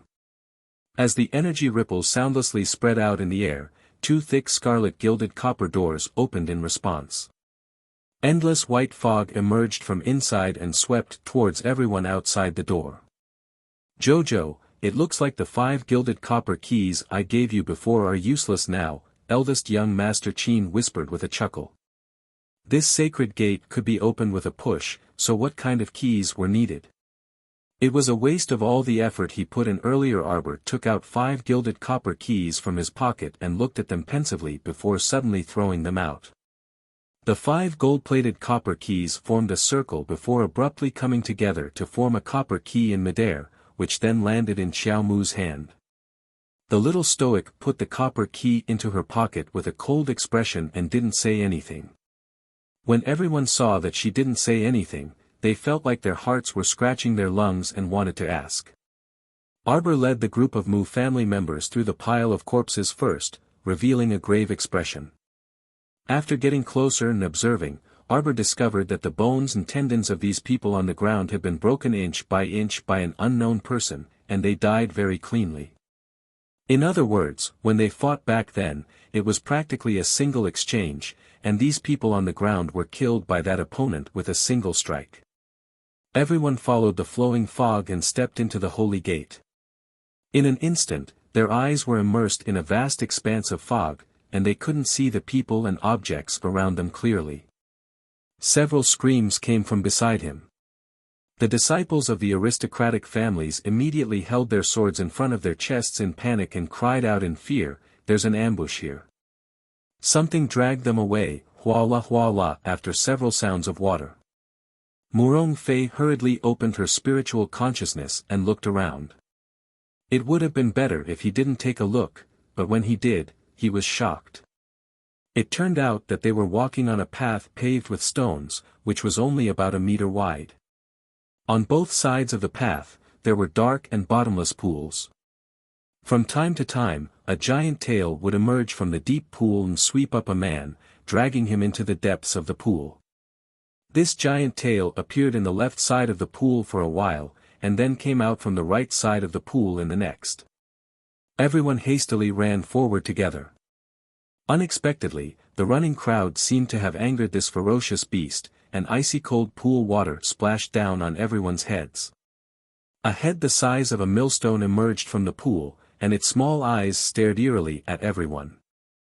A long, giant tail with countless barbs rolled out and swatted at the people on the shore. Someone screamed, "Sacred beast ichthyosaur!" Chapter 48-72. Someone immediately cried out in alarm, "The sacred beast dragonfish! It's the sacred beast, the sacred beast!" As if responding to everyone's panic, the giant long tail that rose from the deep pool smashed towards the stone path in the middle with a series of splashes. Boom! The huge tremors seemed to have smashed into everyone's hearts, causing them to jump heavily. Most of the cultivators looked back and forth in panic, and a trace of fear surfaced in their eyes. Not good. The sacred beast wants to smash this path. If everyone fell into the deep pool, then they would absolutely become a delicious meal for the sacred beast. While everyone was shouting like headless flies, the little stoic had already dashed forward, leading Yun Yunji, Morong Yen, and the Mu family members in a mad dash forward. Shout, shout, shout. If shouting blindly was useful, then the sacred beast wouldn't chase after them. The stone path they were on now was the only path that led forward. What the hell were they shouting for instead of running there? When the others saw the little stoics group dashing forward quickly, they immediately understood. If they didn't run now, when would they? If one were to look down from the sky, they would be able to see that between the two dark pools, there was a narrow stone path that led straight to the front. Over 100 cultivators hurriedly dashed forward as if they were running for their lives. Someone ran in a hurry, and his figure flitted across the sky. However, in less than a second, his feet were pulled down to the ground, and he still stepped heavily onto the stone path. Flight was prohibited. This thought flashed through everyone's minds, and their hearts abruptly sank. One person tried again with a fluke mentality, but when his feet were only half a foot off the ground, he was slapped to the ground by a heavy force. He abruptly fell forward and rolled several times before crashing into a female cultivator. The two of them screamed and rolled into a ball. Just as they were about to fall into the deep pool together, a leg suddenly stretched out from the side and kicked them hard. This helped them stabilize their bodies. This dear friend broke out in a cold sweat. When he looked up, he saw Duo Shanmei looking at him with her arms crossed. "Don't be so reckless. Not only did this dear friend almost kill her just now, he also dragged down the female cultivator next to her in passing." "Sorry, sorry." That person repeatedly apologized, and hurriedly helped up the female cultivator who was rolling on the ground. As he spoke, a muffled sound came from the cobblestone road under their feet. It was unknown when the dragonfish's tail had curled up on the road. A small Xiuzha running at the very back was blocked by the ichthyosaur's enormous tail. He immediately found it difficult to move forward, and his face instantly turned pale. "Save, save, save me." That guy's face was pale, his legs were trembling, and he couldn't help but tremble. The clansmen of the Duo clan looked back with sympathy in their eyes. Life is so fragile. In the blink of an eye, the ichthyosaur's tail, which was hundreds of feet long, suddenly swept towards the cultivator. Everyone hurriedly looked back and saw the barbs on the dragonfish's tail had pierced into the Xiuzha's body. In merely a few seconds, the cultivator was shredded into pieces. Not even a scrap of bone was left. All of them took a deep breath, and they didn't dare turn around and get distracted as they dashed forward madly along with the crowd. Then, he heard a series of cracking sounds coming from behind him. A wave of panic spread through everyone's hearts, and they hurriedly increased their speed. In a race of speed like this, no one would joke around with their own life. Chapter 4873. That was definitely a speed talisman. Using the speed talisman and acceleration medicinal liquid. Taking the acceleration medicinal liquid would allow him to run as fast as he could. He would run as straight as the wind, hating his parents for not giving him 2 more legs. Just as their hearts were about to jump out of their chests, the little stoic suddenly turned around and leaped up. Everyone, where were they? What was happening now? Why did they see the little stoic fly up and even run back? Illusion, this must be an illusion. Little stoic, come back. Jojo, what are you doing? Before Murong Fei could finish muttering, she saw the little stoic swiftly fling out a storage talisman and pulling out an oversized gold club from it. Her small face was stern as she glared angrily at the pursuing sacred ichthyosaur's huge tail. Without a second word, she smashed it down with a boom. After a deafening crash, everyone's pupils contracted. They clearly saw several barbs on the ichthyosaur's tail break from the little stoic's smash. However, it only broke a few barbs and didn't cause any substantial damage to its tail. Even so, the little stoic's provocative action still infuriated the ichthyosaur. After a furious roar, this ichthyosaur bore out from the depths of the pond with its catfish head. It spat out a string of bubbles from its wide mouth, and its 2 long whiskers flew up, looking like it was blowing its whiskers and glaring. Arrogant human. Mommy, it spoke. A cultivator's mind went blank, and she suddenly screamed. Everyone turned to look at her, and they all looked like they had been struck by lightning. Please.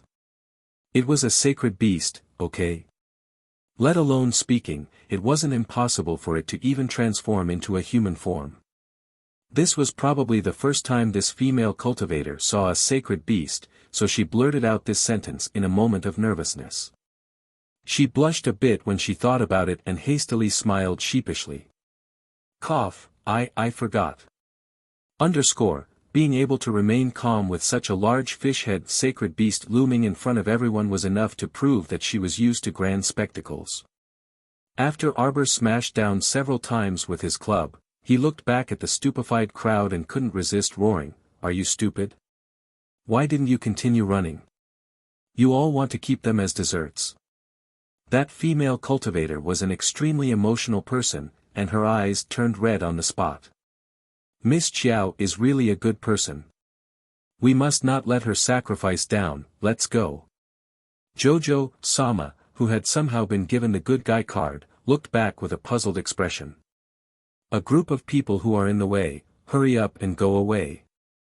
If he stayed behind her, she wouldn't be able to fight freely.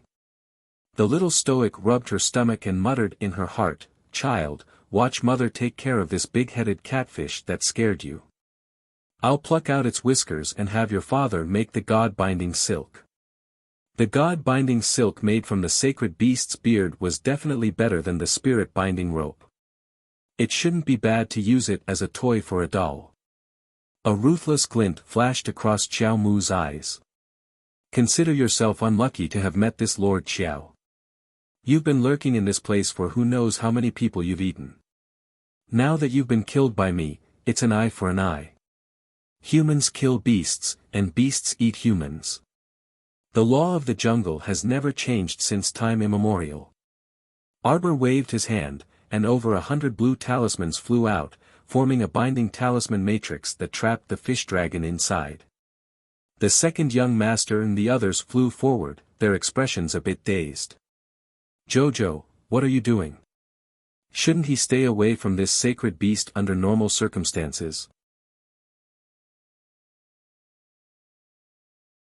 Chapter 4874. Arbor glanced at them. Of course, we're going to beat it to death and then divide its flesh and crystal core.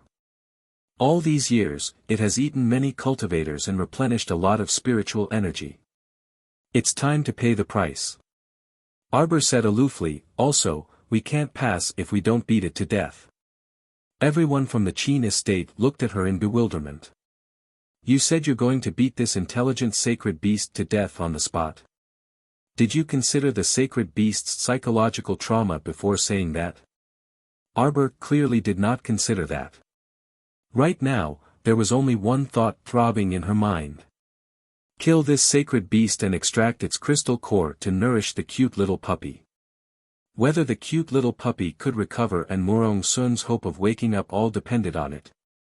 So, how could she let this sacred beast go? Why did we come to the Pond Lotus sacred realm? Arbor asked coldly, his expression still unchanging. Didn't we come for the treasures here? The supreme treasure is right in front of you. Why aren't you going to take it? This sacred beast is good stuff from head to toe. I only want the crystal core. I can give you the rest. The Omega Kotoku young sir only felt that the little hoodwinker in front of him was a bit dazzling. When she expressionlessly tricked people, it really felt like she was hitting their hearts. Some people from the Qin estate were already convinced by Arbor and frequently looked at the second young sir. The second young sir smiled faintly. Jojo, if you want the crystal core, then I'll give it to you. You're smart. Arbor snorted and moved his fingers, swiftly activating a binding talisman matrix. Reckless humans. The big-headed catfish snorted coldly. Do you think you weak and puny humans with low cultivation can do anything to me? Today, I'll let you experience us sacred beasts, clang. Arbor leaped up while it was spouting nonsense and swooped down, smashing his club on its head. Although the big-headed catfish didn't feel any pain, it was still on fire. He opened his wide mouth and sprayed out a stream of water in the shape of an arrow, shooting straight at the little stoic's face. Bludgeoning the fish head. The little stoic shouted angrily and flew down, smashing the fish's head several times in a row with, bind bind bind, thud thud thud. The corners of eldest young Sir Qin's eyes couldn't help twitching. He had just led a group of people to evacuate, and when he turned back, he happened to see such a strange scene. The little stoic covered herself in an eggshell and raised the club in her hand high up, fiercely knocking on the catfish's head. Her speed was so fast that it dazzled the eyes. Hit the fish head with a stick, hit the fish head with a stick, hit the fish head with a stick, hit the fish head with a stick, chop the fish head with hot peppers. After a round of smashing, Arbor retracted his chi and returned to his fist. He placed his small hands beside his body and let out a long sigh. Huh? What did he say just now? Looking at the giant catfish head in front of him, the originally flat fish head had become even flatter after being beaten up by Sir Jojo. Most importantly, the two long whiskers on his lower jaw were actually pulled out by this little bastard. Fuck. Everyone silently ridiculed in their hearts. The little stoic's ruthlessness and viciousness were simply unparalleled. Weren't you hitting the fish head with a stick the whole time? Why did you end up plucking its whiskers? Aren't you leaving a bit of face for the sacred beast?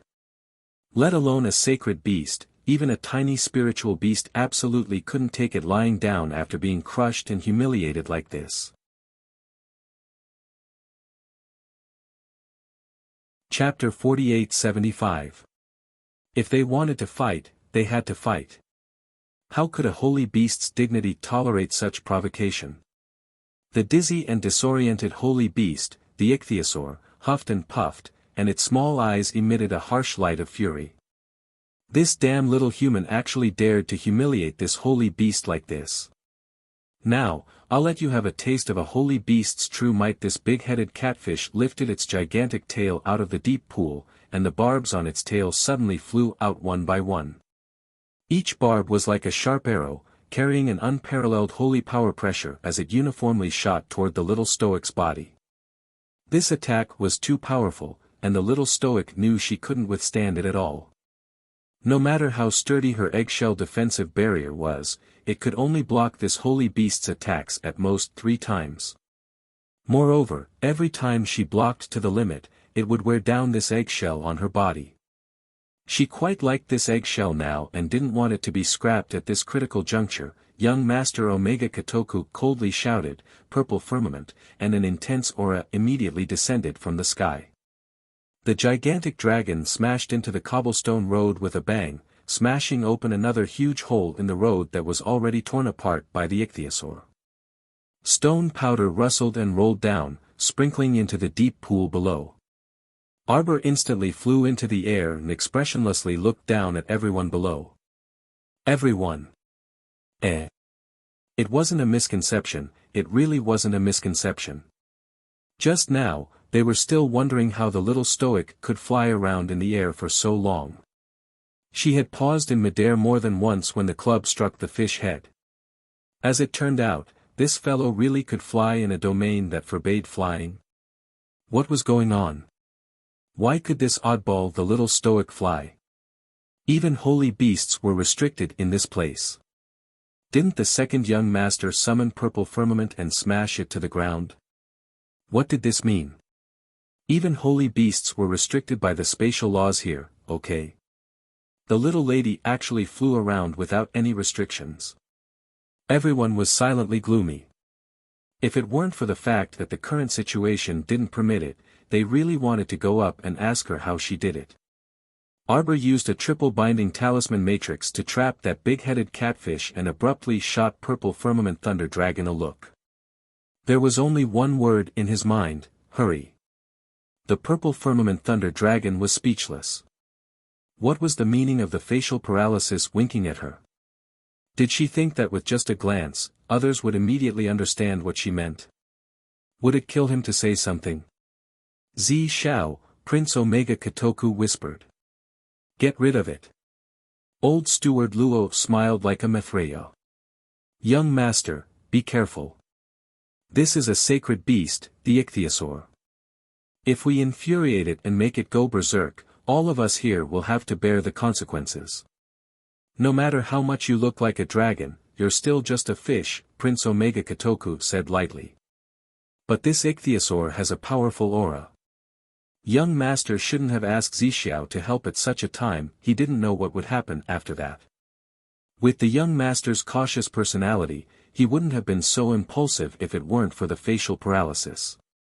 The second young master glanced at him coldly and said in a cold voice, "Are you teaching me how to do things? I wouldn't dare." Elder Luo hurriedly bowed and retreated silently. At the same time, Zixiao and that ichthyosaur had already started fighting. There were binding talisman matrices around the big-headed catfish, so the one facing Zixiao would be the one being brutally abused. Before Zixiao appeared, its tail full of barbs still appeared very large and had extremely strong attack power. You're tuning into the Han Li's Wuxia Adventures YouTube channel. We're so grateful for your support, and don't forget to subscribe to join us on this incredible journey through captivating stories. Your generosity through donations truly makes a world of difference, as it's the primary source of revenue that allows me to expand and enhance this channel for you. Thank you from the bottom of my heart for being a part of this adventure.